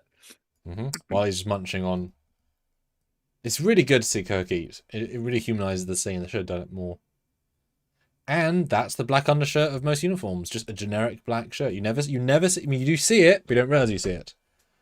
But yeah, and it does just look like Mr. Leonard is just off duty. Like, as in the actor's just on, the side of the set. It's how although, boy, that light right in his face, not ideal to sleep with. I'm just saying. It's right on your face. It's terrible light to have on your face. Be good for an alarm though. Like when the alarm goes off, the light comes on. It's like, oh, I gotta get up. Yeah, but then he comes out of another turbo lift, and yeah, it's a different corridor altogether, which is great. A very odd-looking uniform straight out of any other 60s TV show. That's a terrible piece of costuming, but that's okay. Yeah. And then Kirk's eating. I love it. Yep. And Spock's like, we don't, there's only one life form on the planet. And Kirk's like, well, triangulate his position. We'll beam down and ask him what's up with his wife. Try to get to the bottom of this. He's still got a phaser on for some reason. Whole time, I guess, for an entire day. I mean, I'd wear my phaser too, just to be cool. And another yeoman for no particular reason. I guess Jan's off duty. Rand's off duty, even though she's serving Sulu. Well, they're friends hanging out. Like I said, she's off duty. She's not supposed to be on the bridge helping the captain right now. Yeah, basically got a second lady. I don't know. Yeah, I love the way he kind of just flops his napkin on the plate and stuff. And I mean, he's too busy for that. Still chewing when he's in the turbo lift as the door closes. I love that. It's great. Order again. Goes to McCoy's room. Becomes Nancy because that's worth the risk. And he doesn't know he's going to pop out either, so it's kind of a well-timed moment. I like the zoom in on his quarters, like. But yeah, that's a really bad transition between the two of them. But whatever. And then this should raise some red flags. Like McCoy's like, "Oh, Kirk didn't tell me he found you." Like, we don't know how much time has passed, but you can't imagine it's long. Even though McCoy's decided he's going to go out and about and do things instead of sleep because he's put his uniform back on. But Yeah, I was just talking to the captain 10 minutes ago and they still hadn't found you. And here you are in the corridor. Oh, wow. Come on in. Come on in. Yeah, it's just kind of odd. It's fine. And then the whole, so happy to see you, Leonard. Your memories of me are so strong. But you're married. Shut up, dear. Yeah, I like your feelings better. Like, oh shit. It does make you wonder how intelligent this creature is. Yeah. I don't know. Cause she gets cause his hesitation, she's like, my husband? It's like most creatures wouldn't say that kind of thing. Hmm. It just seems like an odd thing, but it's fine. An odd episode. But take the pill, Mr. Doctor, and I will just hang here and watch you sleep. Cool. Cool. Okay. Kills a guy in broad daylight, I guess. I mean, in the middle of a corridor. So that's dumb. Because they've told them, you're on the ship. Well, again, I don't think it can control its urges at some points. Yeah, I guess. I like Rand's got tricorder for some reason. That's a way team gear. Huh. I love how Sulu's like, listen, that just seems odd. Anyway, I also want to know... she kind of, Oh, sorry. she doesn't scream. She doesn't scream, which is great. I figured she'd scream, but she's kind of like, "Ooh, his face." I also want to know, that can't be Sulu's uniform, because look where that delta's placed. That is not Yeah, remotely the right place. I just thought I wasn't wearing one at first. That feels like a larger guy's uniform where it's meant to be, because that is so far off. And hers is Look fine. at the length of it. It's obviously not up for a larger guy. Then what's happening? That's just... Well, just when they sewed those patches back on after dry cleaning, they just got it wrong. It There's looks... going to be a few episodes coming up where you see, especially on Spock, you can see the stitches of where they had it. I look forward to over a little seeing. bit more. Yeah. Yeah, you can really see it in the remastered. Because that shows you how well placed the comm badge is, or the patches, because that looks terrible. Looks like a sort of hanging off him. Mm. And she watches him sleep, eats a salt. That's kind of fun. But doesn't kill him. I know they say later she wants companionship, but it's interesting to leave one alive. And then becomes evil McCoy. But not. Ah. Yeah. Yeah, I think because later Professor Creator makes a point of saying it needs love as much as it needs salt. Yeah. So I think it doesn't kill McCoy here because it knows that Mm-hmm. they just said that, you've got strong feelings for me. So I'm going to keep you alive because I might need you. For reasons. Yeah. What else that? I think she's seeing him as an upgrade from the husband. He's obviously not her husband. You loved me this much, and obviously love would dull over years because I killed her and I'm not her and blah blah. Whereas this guy, frickin', he's a buffet of love. Cannibal style. Mm-hmm. Mm. Mm-hmm. Mm-hmm. I do like the transition though, like from her hand down to the bed. Meanwhile, DeForest is getting up, moving around behind the camera, Mm-hmm. and then the pan back. That's great. It's nice when they try things. Yeah. Like they didn't have to do that for sure, but that's a director being directory. And this episode is definitely heavily directed. You kind of sense a real creative impact. So I appreciate that, because they're not all like that. Yeah. So Kirk and Spock go down, and we get a captain's log saying about hypnotizing power or paralyzing power. Which you don't know yet, Kirk. Just so you know. Well, this is after the fact. The captain's logs are made after the mission. Well, that's what I'm saying. Not always, which is why it's interesting. But the fact that they are, I just found it really interesting. Yeah. Then we get Crater, who's got a cage phaser, which is nice. Cage what? It's a phaser. Fuck off. It's not a phaser. Oh, ouch. They've been upgraded. Okay. Oh, Jesus Christ. A lot of communicate action. Yeah. They're full on. I mean, flips and not flips and half flips and good flips and lots of sounds. But it's very not military, but it's very structured and tactical, and I appreciate that. Yeah. And then Spock cuts in on his conversation with Sulu. Yes. Spock cutting in, Captain. Yes. Anyway. It's Turn worth on the body noting green. that Mr. Nimoy forgets to open his communicator when he does that. He talks to the grill because the face ain't listening. Yep. Come on, Leonard. Do the thing. And Kirk here, when he flips his communicator open, he holds down the button to talk as well with his thumb.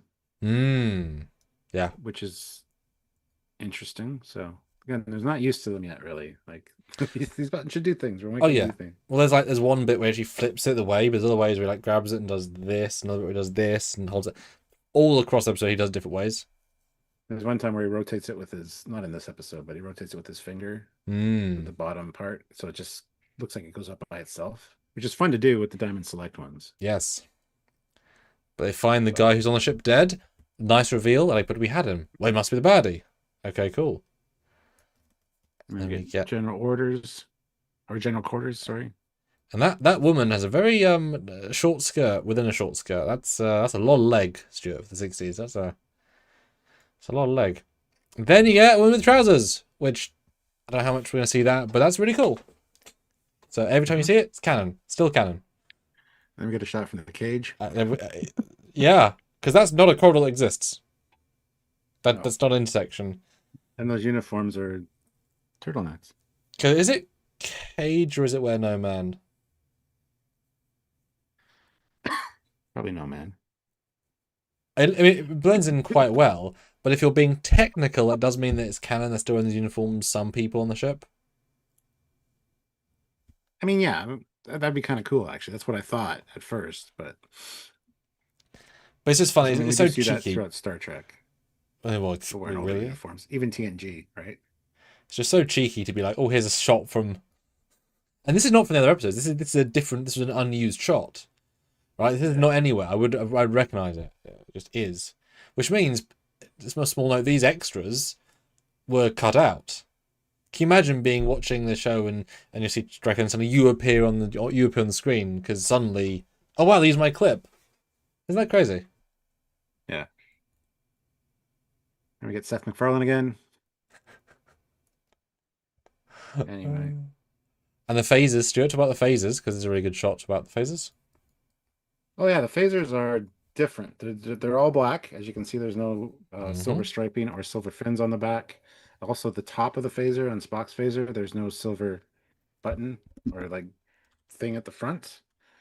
They also seem to have shorter emitters, but the emitters on the one company one can go longer or shorter, but the way that's constructed looks much different than the actual final phaser. So I don't know. It's just an oddity. They could be stunt phasers because they look like they might be rubber.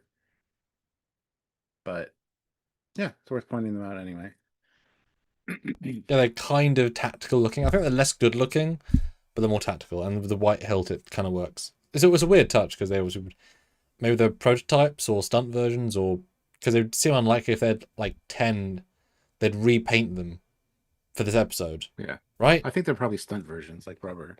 Yeah, that's what I mean. There's something odd about them that goes beyond it. You get a pretty good stunt of the destroying thing. Of the firing thing. I'm assuming it's being held up by wires because that's. I know this will be a heavy thing, but to remove the middle structure feels like that could have fallen. Yeah. Oh yeah, it's really well done, actually, that explosion. And actually, it destroys the thing. I mean, I know it's like polystyrene, but it actually does destroy it. That's a one taker. That would suck to redo. Have to build another pillar. It's cool though. Yeah. A lot of crawling. Anyway, it's going to be hard to take him alive. And I find it interesting the orders that Kirk gives here. Set your phaser to 1/4. I'll leave mine on stun. So I guess Kirk's or Spock's could probably kill at 1/4. I don't understand the thought process there. Why would they not set them both to stun, right? I don't know. I don't know. Do they know? No. Good job. They don't know. Back on the bridge. I rather like McCoy's not acting here. And everyone else, this is like so rare you see just the side characters together. And you could easily have cut all of them out, had just one of them. There's, oh, And did you notice that Ahura's not at communication? She's doing science. She's at the science station looking through whatever, and Sulu's the one coordinating stuff on the ship. mhm. So Sulu's kind of doing her job, but she's been moved to sciences. Does that mean that she's got a better science rating than Well, Sulu? she does tell Spock how to fix a thing later, which is kind of science engineering. That's a great episode, yeah. Wait, Where she's like, "Get out of my face, Mr. Spock, so I can fix this." because Spock earlier, he was doing comms for some reason, I believe. And then Sulu was on the intercom throughout the episode as well, which is kind of strange. Yeah, you've literally got the cast for this, and you're making them shift chairs. It is odd, but it's like, yeah, sure, why not? Right? I think it's cool. I mean, just that who's more rated on that station for this particular thing. I Well, think that's kind of well, cool. I assume she's older than Sulu. Possibly, yeah. I think so. Maybe she did more courses. I don't know. But the fact they don't pick up on this, but also, yes, the alien. What alien? The creature. Well, it must be a creature. Tell me everything. It's like, yeah. Well, the thing is, McCoy got called to the bridge after he fell asleep. It's Dr. McCoy to the bridge. That's when she Oh, leaves right. his quarters. Okay, that makes more So sense. what did they need McCoy on the bridge for? And they look surprised he's there. And he's like, "The creature leading you on a merry chase? Creature? Tell me more." And it seems so ominous, him like walking up the way he did, but Yes. And then you get boys with their toys playing. And this is why they built the set like this, because they're just playing. They're just having fun. oh, it's Kirk's little wiggle. Yep. He's like running and he ducks and weaves. Uh-huh. And old com Yeah. acting, which I like, little things. And they're making a conscious point of actually putting them back on the Velcro. I appreciate the training. Because you can sense he's not just shoving it to cut. Because that, having done many films, and even you as well, sometimes you can get a take that fails because of a prop or something that goes wrong. So if Nimoy is doing the take, puts it back, misses, and now you sense, oh, it's been too long, I would obviously have done it, but now, damn it, that take's ruined. So, you know, what take was that? Probably not the first, but it works when you do it final. And I just love Kirk's little army crawl and flap, flap, flap, flap, flap. Mhm. What a communicator is fucking hilarious. But he immediately pulls it out. Same clip, same scene. He like pulls it out to talk to Spock. So because I was thinking, why didn't they have a stunt one that doesn't open to those kind of things? And they probably do, but he needed to use it in the scene. So, But also in the 60s on a screen this big, you literally couldn't see it, right? Yeah. We're watching but HDR. you can hear it. They didn't even. Well, you can hear it as he's moving too. It's like I've told you the poor sound design on this episode. That is not a surprise. But what is a surprise to you? We're over halfway. We're 2 super chats so far, 1 PayPal. It absolutely adds up, guys. yes. And we'd love to be interrupted to talk about stuff with you guys. There's 24 of you here, which is fantastic. Let's read the poll though. Hope you guys are having a nice time listening to the review. You know, more comments are always good. I asked though, which is the best TOS episode so far out of Mantrap, Corbinite, Cage, Enemy Within? Corbinite, 58%. There you go for you. Cage and Enemy Within, 18% joint, shared. This one, 6%. So basically one person. So I had to ask. I was interested. There you go. It's hilarious. Yeah, guys, make sure you're hitting the like button. We have 21 of you here and 23 likes, which is great. But if you haven't hit it yet, please do so. Let's try to get to 30. And like Sam said, throw in some super chats or some PayPals to, you can drill the conversation. You can always talk about whatever you'd like to talk about with those. Please do that. And it does help out the channel immensely. We want to keep doing these reviews, and your participation is a big part of that. So please consider doing that. Yeah. Then we get the wonkiest stun thing I've ever seen. I've always kind of laughed at it. The sound effect's just ridiculous. The animation is also kind of ridiculous, but fine. And you notice later when you see the phaser up close when McCoy fires it, he pulls the trigger and then it freezes the image so that they can track the light. Small thing, but I mean, it saved them lots of money and time, you know? It's fine. Sure. Yeah. It's fine. Anyway, they stun him, and he's got the deepest voice. He sounds like a demon, or he's possessed or something for like first couple lines of dialogue, and it's slowed down. It's like the Earth Buffalo. And then it's like, you're just stunned. You'll be able to think clear in a second.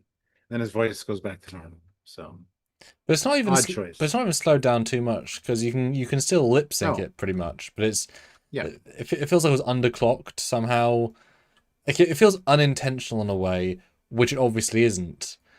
So I'm hoping, I guess they saw and thought, oh, that feels a bit silly. It doesn't really work. It's like, no, it doesn't. You're right. Good job. Because imagine that in every time, episode of every stun of yeah, every every time alien. someone gets stunned. Yeah. Oh, that would not be a fun time. Like, it's not the Yeah. worst thing ever. 100%, right? And it's, But I gotta say, I've never noticed it before these rewatches. which is surprising because it's not subtle. I know, and I've seen this episode multiple times. I might have noticed it and clocked it. It just wasn't being reviewed critically, critical Yeah. kind of eye, or so or ear. But you did catch the women though when you've watched it previously, right? The women, yes, Okay, good. always seems out of place. Okay, good. I'm just checking because maybe you can't see certain things. Maybe I'm just stupid. Yeah. Well, that was obvious. Don't. What did you? Shut up. But anyway, yes, this thing's the last of its kind, like the buffalo pigeon or the buffalo pigeon. Heck, that'd be great. The famous buffalo pigeon of the Midwest. That's where you get buffalo wings from. No, the passenger pigeon or the buffalo. Yeah. Why do you think he's explaining? Because he just gives the plot away, right? I think he's basically just given up at this point. He can't find Nancy. He knows it's on their ship. Yeah. It's like, okay, well, might as well just tell the truth now because Got everything to lose, and I'm currently losing it. yeah, it's just gonna get worse, really, unless he helps them at this point or tells them what's going on at least. But also for me, it felt like the plot was saying, "I think we're done now with the mystery. Like we're just gonna, Well, absolutely. we're gonna info dump just the audience because we're done with this part, which I'm fine with." But it was a bit like, and we got to the part of the story. It's like, oh, okay, thank you. Yeah. Find out that Nancy's been dead and buried for a year, maybe two. Doesn't quite recall. Mhm. So, and it said the thing killed her. And I was mad. I was going to kill it. And yeah. Yeah. Change my mind. Because it's like, it has the right to live. It has that right. It's the last of its kind. And even later, Kirk's like, you're too soft. I forget exactly. Well, it'll be fun when we get there to read that, but you're too soft-hearted. Well, you've got to get Like the into last of its kind, but yeah. we've got to get into a sort of broken headspace to be able to justify, because it's known it so long that it would exactly know the sense of how much salt to live. Yeah. And while they didn't exactly say, "Oh yes, it killed 4 people," there's a point where it becomes now it's just killing people, right? But yeah, the fact is like, oh, no, it's a right to live. Is that right to kill our crew? Yes. Oh shit. Because it is many people, random people. Just yeah, it's not great. Not great. Not great. Yeah. So they go to Kirk orders General Quarters 4 now instead of 3. And then we cut back to the ship. We got the security guards, team 3A here, 3B in sight again. Seth MacFarlane.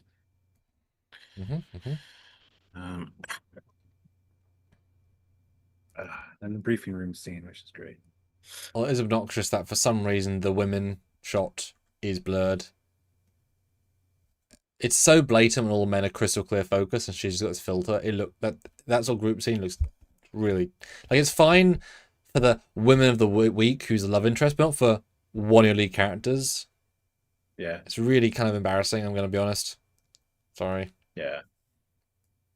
Yeah. So they talk about little piles of salt all over the ship and engineering and whatnot. None of them have been approached. You got traps. It's seen through our ploy of just salt in the middle of a corridor, on the floor. Yeah, great. Yeah. But the fact they think, but also if it's an animal, right? It depends how you're approaching it as a concept. But Yeah. I genuinely forgot the animal was there because McCoy's so in the scene but not, and then we realized what I remember was like, oh shit, they're talking about it. Hence why I was like, well, it could not this, and it's like, because I know, because it's Yeah. me. I love this conversation between Spock and the creature. But we could offer it salt without tricks. There's no reason for it to attack us. And Mm-hmm. Spock's like, your attitude is laudable, Doctor, but your Mm-hmm. reasoning is reckless. Mm-hmm. And the Doesn't whole thing, it's really, not dangerous when it's fed, essentially. but then it doesn't really connect with what we see the rest of the episode. The way it's speaking is so eloquent and whatever, and then becomes Nancy. Ah, help me, help Well, me. it's tapped into McCoy. It's emulating McCoy right now. Yeah. So I don't think it can like think like Nancy when it's in McCoy's form. Oh yeah, because Green was a creep. That was just his face, right? Yeah. But it's fantastic because if you take it as literal that the husband knows it's the creature from second one, Yeah. everything about the scene is electric. Because I was watching, and I mean, I didn't look at every single look, but I was wondering, is the guy going to look quickly? But I think he kept his eyes off McCoy the whole time, Yeah. pretty much. Which is a sign of guilt as well. You don't look at the thing But you you're wouldn't know, accused of would you? breaking or whatever, right? Yeah. So it's really textural scene. I really want to commend DeForest for playing a really difficult thing to do. You know? And then Kirk's like, can you recognize this thing in any form that it takes? No. Yeah. I love this line too. I'll forgo the charges up to this point, but this creature is aboard my ship and I'll have it. Or I'll have your skin or both. Now where is it? Yep. Great Kirk moment, but the whole lineup, but this creature's aboard my ship and I'll have it. And I shall have him. I'll chase him round the moons of Nibia and round the entire maelstrom, round perdition's flames before I give it up. Oh, wait a minute. I channeled my con there. Who? What? Not yet. We haven't met him yet. Yeah. Oh, I thought you were Yalcon. Sorry, my bad. Yeah. No. Yeah. And then I love Nancy. She sings and dances in my dreams. Mm. And it's like, this thing's Nancy for you? Yeah, but not because of tricks. It needs love just as much as it needs salt. And this is where Kirk does this little speech. He says, "You're too pure and noble. Mm. Are you saving the last of its kind, or has it become your private heaven?" And then my slides dies. Not my slides. Hold on a second. But yeah, lover, slave. Yeah, not that selfless if it's a lover or a slave, let's be honest. It depends how you play that, really. But I didn't get sexual stuff from it, so I'm confused. As I don't know what to think on that. But yeah, they say truth serum. You're not given a choice. Go with the doctor. Yeah. And the doctor's like, yes, not normally, but this is the only way. And it's like, okay. I like the acting. I'll go with you, doctor. Yes, you should. Must. Yeah. It's a slow burn, and you're obviously thinking something's going to happen, but I don't think you know what, right? You can take many approaches here. Well, the next shot, you see the ship in orbit, and then Kirk's running down a corridor. You're like, what the fuck just happened? Yeah, we don't mince our words. We go straight into it. Yeah. So Spock was attacked.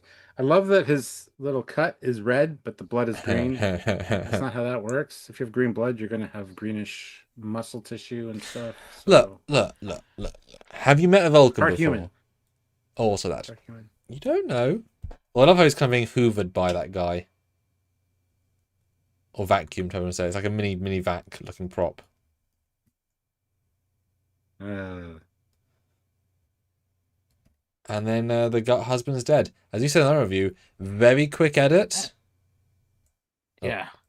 I also want to mention something here. Yeah. We've been to the sets. That's not where that table is. No. That's the main door to sick bay. Like, they move it later to the wall where the camera is right now. Yeah. So I just think that's interesting. Well, they're moving things that need them. Hence they moved, because this is the same set as the plant room, but So they obviously had to move everything out for that scene. So this is after they moved back in a different place, right? Which, hey, if we're doing it, put somewhere different to make a different shot. It's all good. Yeah. But so tell us about what you thought about this. We had this conversation yesterday, but about the husband's dead. We have two different interpretations. Yeah. Let's see if which you guys thought, because we had different ones. So what was your version of this? My version is it's an animal still. It's still got instinctive reactions to things. So when it attacks Spock, it had a very foul taste because his kind spawned in a different ocean and their blood's quite different. So its next reaction was to turn on the next thing because it was in an adrenaline-filled state. It was in fight or flight, and it latched onto him to suck his salt to get some energy to get away from the situation because it didn't get what it needed from Spock. So it killed him, showing that even though it's been living with him for a number of years, it's still an animal. It's like a dog. It'll turn on you if you don't feed it, or if it's in an aggressive state. That's what I took from this. That's why Professor Crater got killed. But you disagreed with me.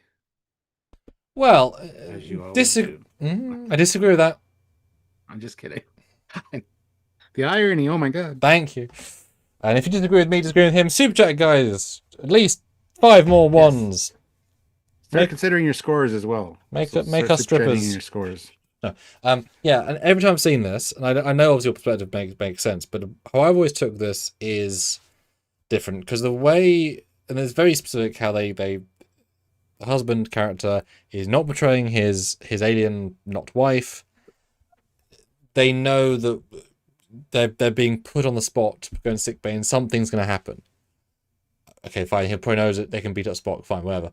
But my interpretation was Kirk is going to make me tell them who you are. Doesn't matter what you look like, I can work out who you are. And if I'm truthful to them, I have to tell them. I cannot avoid this. I will betray you. I don't want to. And we're being pushed to the edge here. And you're hungry, blah, blah. So he offers himself to be eaten, killed by her, to mean that she has a chance of not being detected. Because without him, there is no way of detecting her per se. And therefore, just eats him, and he does love her in a friend communal way, so sacrificing himself for her, hence why it's sort of peaceful death is the vibe. And then plus his existence, as it's over, because he's not going to go back to being on the planet, and he'd be alone if he did. I appreciate your take on that, because I wouldn't have thought that. I never did think that. Out of my 51 years of life watching this fucking episode, I always thought it was, first of all, I forgot he fucking died half the time because it's so quick. Yep. But yeah, I think the animalistic nature, they both make sense. Yeah, exactly. And I wish I knew what the writer's intentions were with that. So neither, both, unless it's left open to interpretation, right? So because that's why. What do you guys think? Yeah, which one, or both, or neither?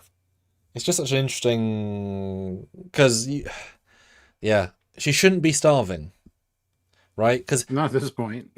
Yeah, and a few seconds ago she was McCoy, thinking fine. So the going to feral seems unjustified. It seems very random. Hence why I think this makes more sense to me anyway. But if you're expecting a meal, and then it's taken away from you, and you see something else you can eat, you're gonna be like, ah.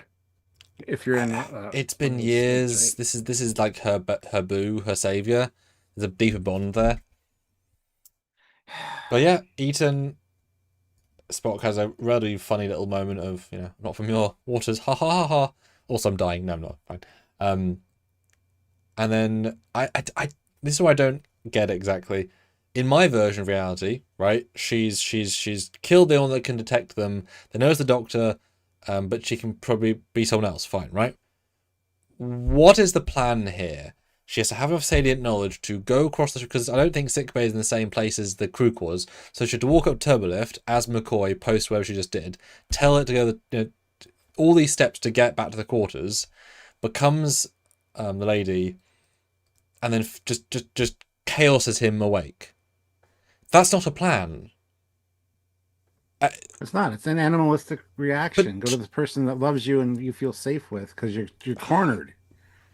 But you're going to use whatever you can, and the only thing she knows on the ship is McCoy now. Yeah. Although also kind of ballsy thing for Kirk to assume that going to McCoy's quarters was the place to go. There's no direct evidence that would be where she'd go. I would be hoping my doctor was alive, Oh yeah. because the doctor left. We didn't.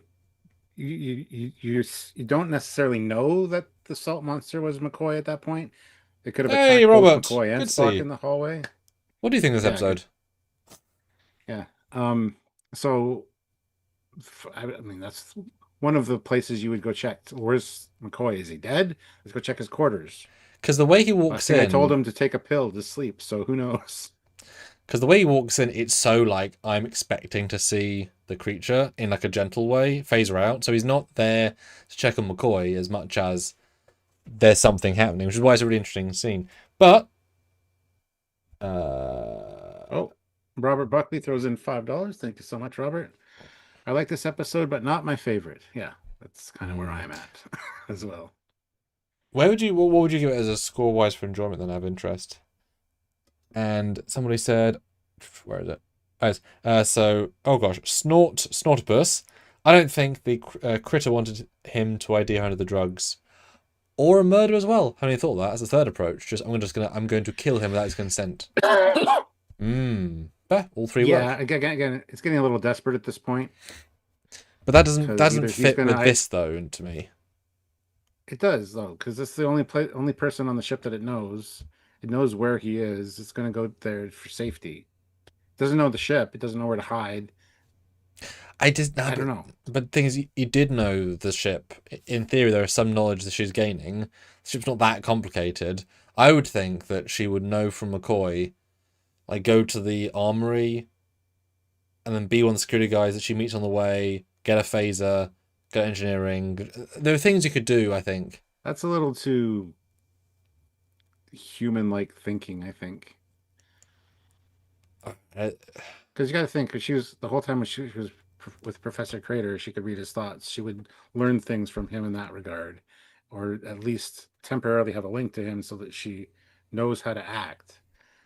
Same with all these, but that seems very like thought out, planned, not animal-like. I don't know. that's the question, isn't it? How aware is this thing? Right, that the whole episode kind of doesn't fall down, but it relies on knowing or not. Because this seems pretty intense. You know, I'm gonna shoot a bitch. No, Jim, I'm out of focus. Don't do it. What, Bones? I need to be in focus. Focus pull, quick. Warp focus 2. Well, he had his mark on the fucking ground, and they had a camera focus for it, and he's stepping over it. He's out of focus, and they're like, "This is so good, we can't fucking interrupt him." Well, He's doing really good. I mean, I probably didn't necessarily see it, but it is obnoxious. The last, it's like, oh, yeah, not focus. And the Kirk's wonderfully in focus. But then this is the thing. So this is where they get the question. She just fed on the guy.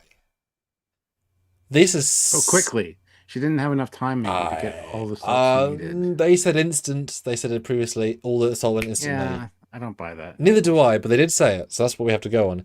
He's offering 6 salt tablets, which, based on the previous scene with what I've got left, they would not be doing multiple at a time, right? So this is like an overdose of salt. This is an 8-course meal is what I'm taking from this. So it's weird. It's a weird. I mean, of course, it's a weird scene. I don't think it quite works. Well, this whole scene is weird because it's like, first of all, Spock comes in and says, "Shoot it, Doctor! It's going to kill the captain." And then Spock tries the rest of the phaser away from McCoy and Fails. Let's be honest, Spock's stronger than McCoy, but Spock realizes I got to get over to Kirk. So he goes over to Kirk, pushes her out of the way, or pushes Kirk out of the way, both of them, and moves the table, the desk. That's fine. It's not attached. It's fine.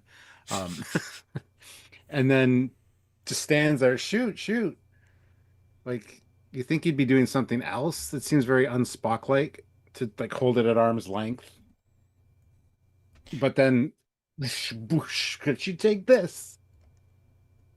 It's just kind of, it's the whole scene's just not great. Like, they needed to do a few more takes of this and maybe edit it a bit. I don't know. I mean, it seems like the first take was good enough. I was about to say, this feels in a funny way like one take with one take's time. Just go. End of the day. Go for it. So Nimoy he's fucking going for it. He's just doing stuff. Yeah. That's the thing. That punching is an emoji, right? The double-handed back punch with her smiling in a I don't give a shit way, which is comical, and it's not bad timing. In fairness, like they've done an okay job with that. It's just a laughable moment that he probably wouldn't do 9.3 times out of 10. Yeah. But especially for Spock, Vulcan. Yeah, I could see him walk up to her, doing this into her nose, then getting behind her and trying to neck pinch. That I could see, right? But that seems a bit unlikely. And here's a Frozen. Guys, we're nearing the end. We certainly would like a few more super chats for the scores. We are always very interested in the score numbers. We really would like to keep these lives going, but the numbers need to make sense, and that's hard to do. So let us know scores almost. Any sort of big closing thoughts on the episode? What's this one called? It's called The Man Trap. Let us know your scores, your enjoyment. I mean, hey, 110 on PayPal will be real useful, and you can give us your thoughts. So we want your thoughts, guys. Fire the phaser. Power Ranger says 9 out of 10. Sci-fi 8 out of 10. Sure that I have him ready to go. Yep. I mean, 33 viewers, so I really want to see a lot of review scores. I want to see them.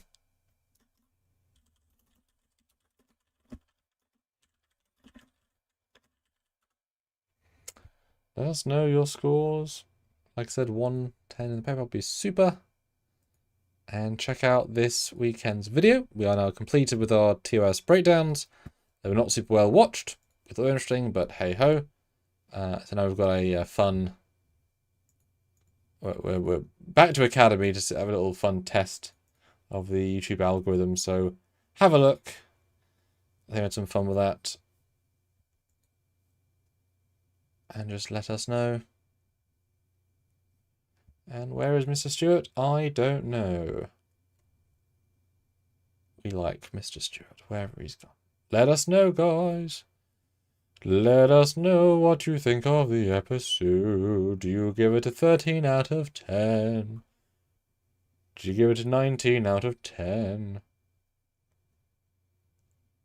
Do you give it a 100 out of 10? I mean, you could. That'd be crazy. But you could.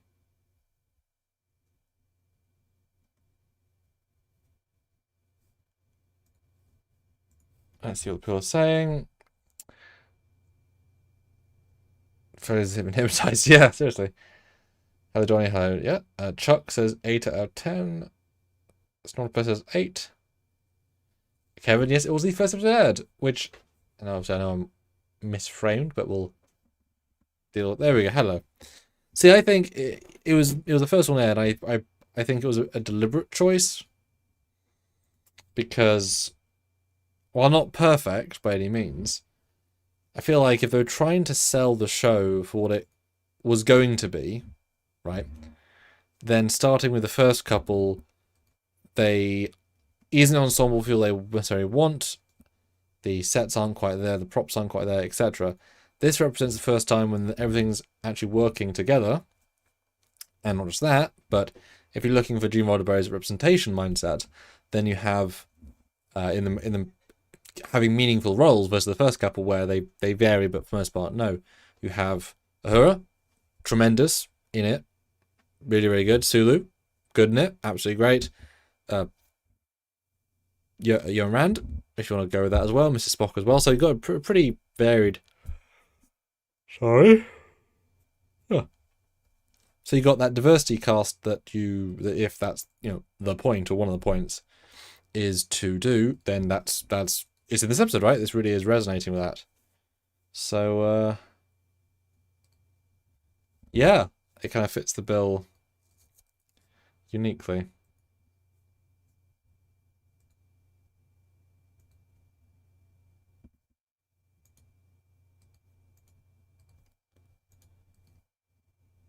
But what do you guys think? We have Stuart to pop back in. Hope he's okay. His internet is working well.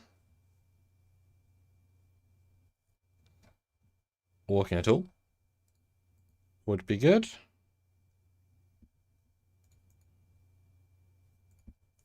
And I guess I can do my summary. Yeah, I know, right? With the captain. I guess I'll continue then. So yeah, McCoy is forced to make a choice. You get this awkward fling for Mr. Nimoy. Kirk is entranced. It's real bad. You get to see the monster. Good design, good look, effective, and for the limited screen time on screen, a lot of effort put in, which I commend them. Proper yell from Kirk. Not fun. Does it well. And yeah, McCoy actually commits. Now, obviously, it isn't his ex-girlfriend, right? So it isn't. The guilt factor has to be mitigated by, well, it isn't his girlfriend, right? Either which way. Shoots it. It's okay. He tries its last minute. And I like the fact that they go young Nancy. Nice touch. Very sort of subtle, but nice. And then, no, shot again. Oh, dear. And we kill it. Last of its kind. Everyone's... Well, this sucks, basically. Yeah, a great shot of the Enterprise. Actually, pretty darn solid with a good-looking planet. Busy bridge. My goodness, every station's filled. Spock has still got his bandage, which is kind of cool. Sci-fi bandage. Bit of a cheeky smile there, Mr. Spock. They have their closing. And you see...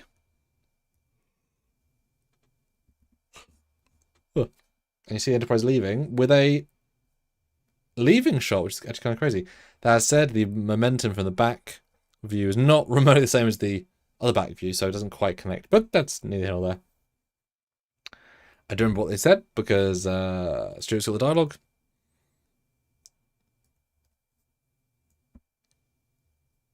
But you actually get the trifecta that Stuart always talks about. The three of them working together, having that final beat.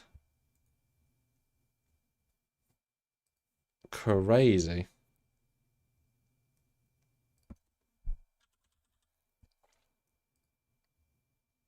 And he's back. Ugh. Took you forever. Don't Yeah. worry, this won't be an issue long, I don't think. Woo! Anywho's. So I summarized the episode so you can re-summarize the end as you wish.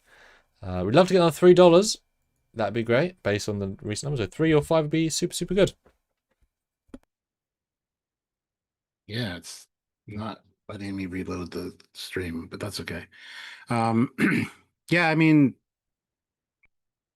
her reaction, though, when she goes to attack Kirk, I don't know if she saw the mask and thought this was a good choice. But anyway. Yeah, the costume, the alien effect is great, I think. It's a good looking alien. Sufficiently creepy. But just an odd episode to air for your first episode of Star Trek, in my opinion. That's all. Small thing, but and and then yeah, the whole ending of I was just thinking of the Buffalo, Mr. Spock. It's like, okay. Well, by the way, McCoy, don't feel bad. Nancy's been dead for a year, probably 2, maybe 2. So you didn't kill her, as much as it was the you shot something looked like her, it wasn't her. He's gonna be upset. Just saying. Anyway, You don't that's all I got to say about that. You don't let it linger in your nightmares as you shot your ex-girlfriend, the first love of your life. You don't think about it. It's fine. It's fine. She was a real woofer, man. Did you see what it really looked like without makeup? Jesus Christ, man. Wasn't You great. can do better, McCoy. You can do better, McCoy. Yeah. Anyway, that's the end. I still can't fucking load this stream, so I can't see any super chats or anything. So We have just got for a the couple. record. You could have got on your phone, by the way. I mean, I could. Anyway, so as it's saying, Rob Buckley says, $5. Commander, drop a subspace relay so we can get in contact with the captain again. Done. And Chuck Jones, 6055, $5. Thank you. Could the ending work today? If the salt vamp is the last of its species killed, is it a genocide? Is it not? And as I said, guys, $3 more would Not. hit a minor goal. Your thoughts? It's absolutely not a genocide. They had no choice. It was killing people. It was going to kill the captain. Um, yeah. I mean, that's why Kirk has the regret at the end of like, I was thinking of the buffalo, Mr. Spock. Feels bad for killing the last of its kind, but no, I think it's fine. It's not genocide at all. They had already evolution had chosen them to go out.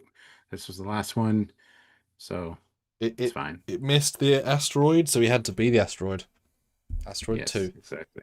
I mean, the issue is, and they don't get into this, that can it be stunned, cannot be stunned? They could have stunned it. I wish they'd said, I wish that, often we get, oh gosh, or some other alien race where the first shot stun does nothing, so to up the setting, hence kill.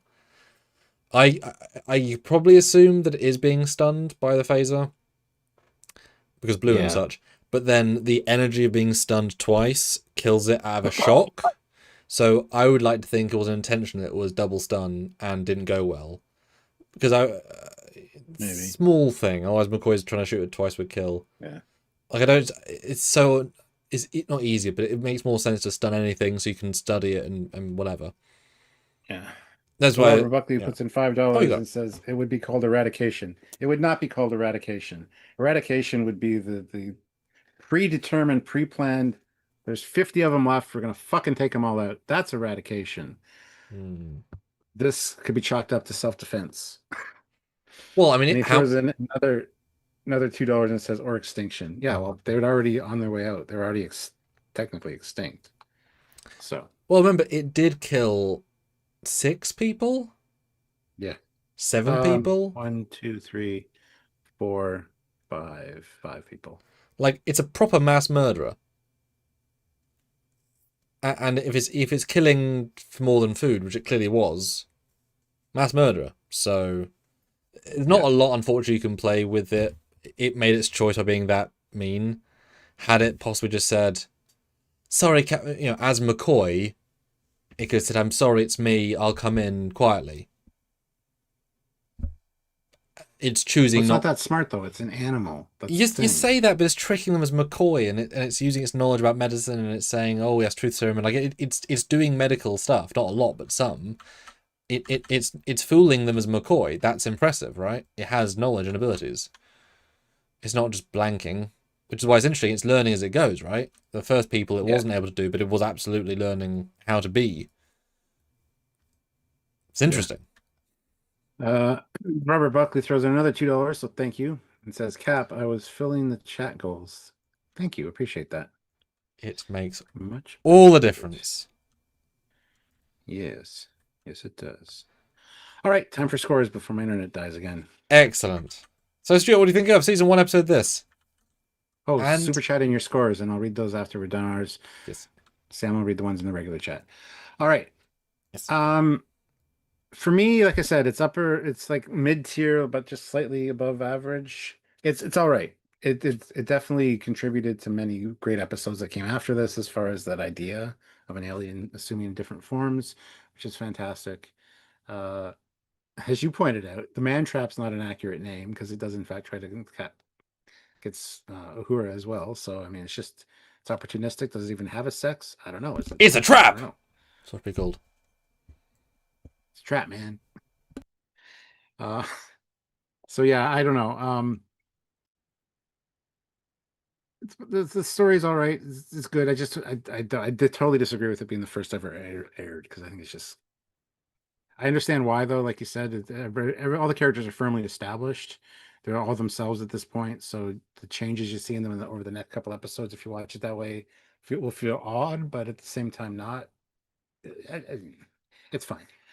For personal enjoyment, I'm going to give this one like a 6.8 out of 10. For how's this work? Old Trek, new Trek. So enjoyment's the true, like what you thought. Yeah. Emphasis is relative. Yeah, all Trek, I'm going to give it a solid 6.5. For new Trek, it's probably like a 7.4. And for all old Trek, it's probably sitting somewhere around a 7.2 or so. Like it's an enjoyable enough episode of Star Trek, and it's a good one to show that someone that's not a Star Trek fan, I think, that there's enough surprises and like an alien, and there's a bunch of really good stuff in this. So, yeah, those are my numbers. How about you, Sam? What did you think of it? Oh, by the way, I want to also say I appreciate your take on why it killed Professor Crater. I never really considered that, so I like that. So I did learn something during all this discussion, which I appreciate. A new way to look at things. So, but anyway, what did you think? Did my opinion sway you in any way? Absolutely not.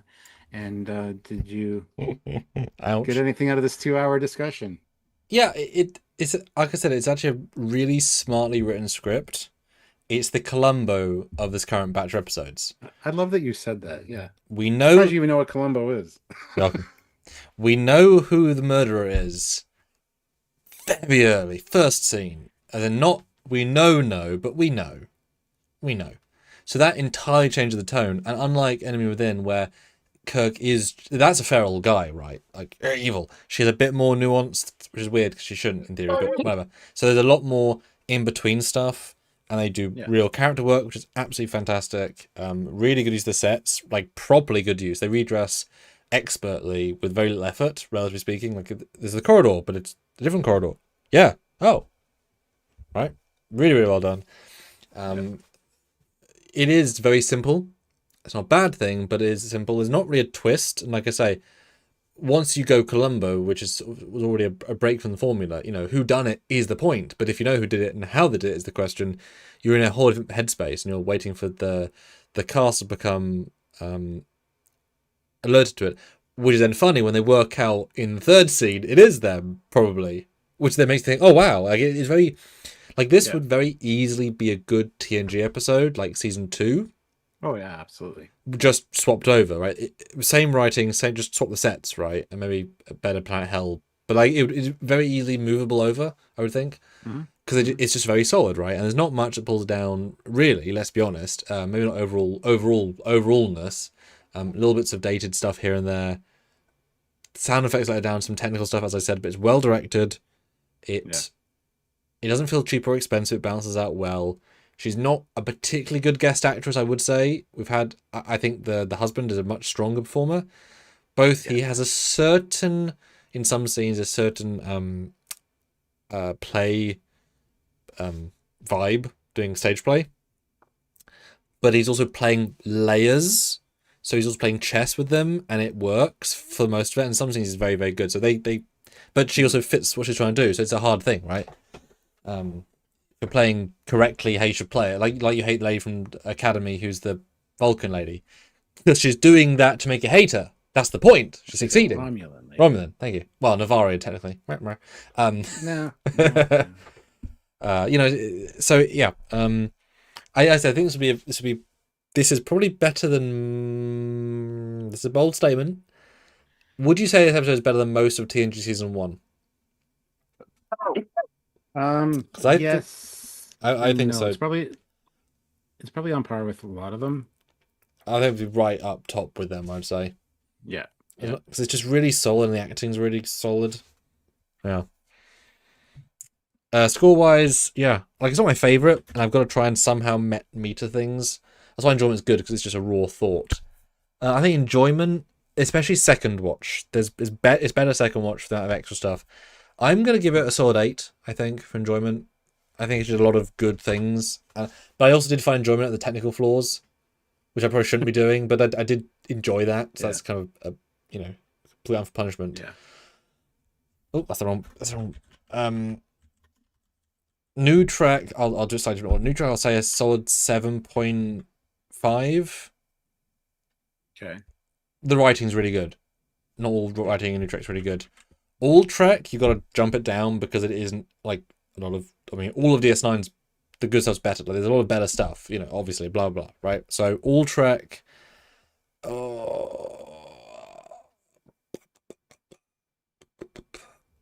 I'm gonna say 6.5, just because the ending. Most Trek, you wouldn't just kill her, so that brings it down for all Trek because there's better solutions you'd find in other Treks, right? small thing, but I'll call that as a note there. And then so I was all Trek, and old Trek will go 6.9. Like, I felt really all kind of arbitrary, but yeah, good, surprisingly good, but not perfect. For enjoyment, I think this one wins out as overall. All right, Robert Buckley puts in $2 and says gives it a solid 7. Perfect.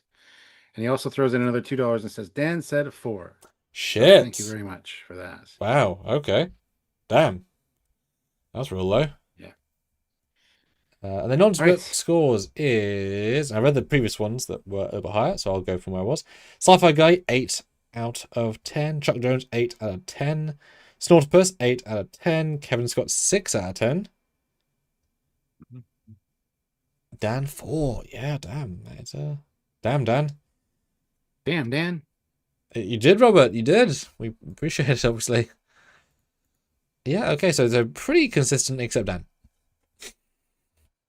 Perfect. Perfect. All right. Well, like I said, next week is The Naked Time. So watch that before you come see us. And go, by all means, check out the edited review we did earlier today. Share it around. Let people you know that like TOS know that we're doing this, because we would like more people in here to discuss TOS with us. And we know TOS isn't algorithmic, but we're 4 hours in and 68 people have watched our Man Trap, so it's going down each week. So not even the repeats are repeating. Yeah. Yeah. So anyway, anything you can Give do it a to help, watch. guys, we appreciate it. Give it a watch. And comment. It'll help the algorithm. Like, if you all comment right now, yes, it'll help the algorithm. Or like. Yeah. Just I'll saying. hit like and comment and also super thanks it. And anyway, again, go watch Stuart's refit feature-length movie for Tommy. Go watch it. Go watch feature-length movie. Well, but you know what I mean. Go watch it. It's really good. Thank you. Okay. All right, guys. Until next time, he's Commander Cocking. He's got a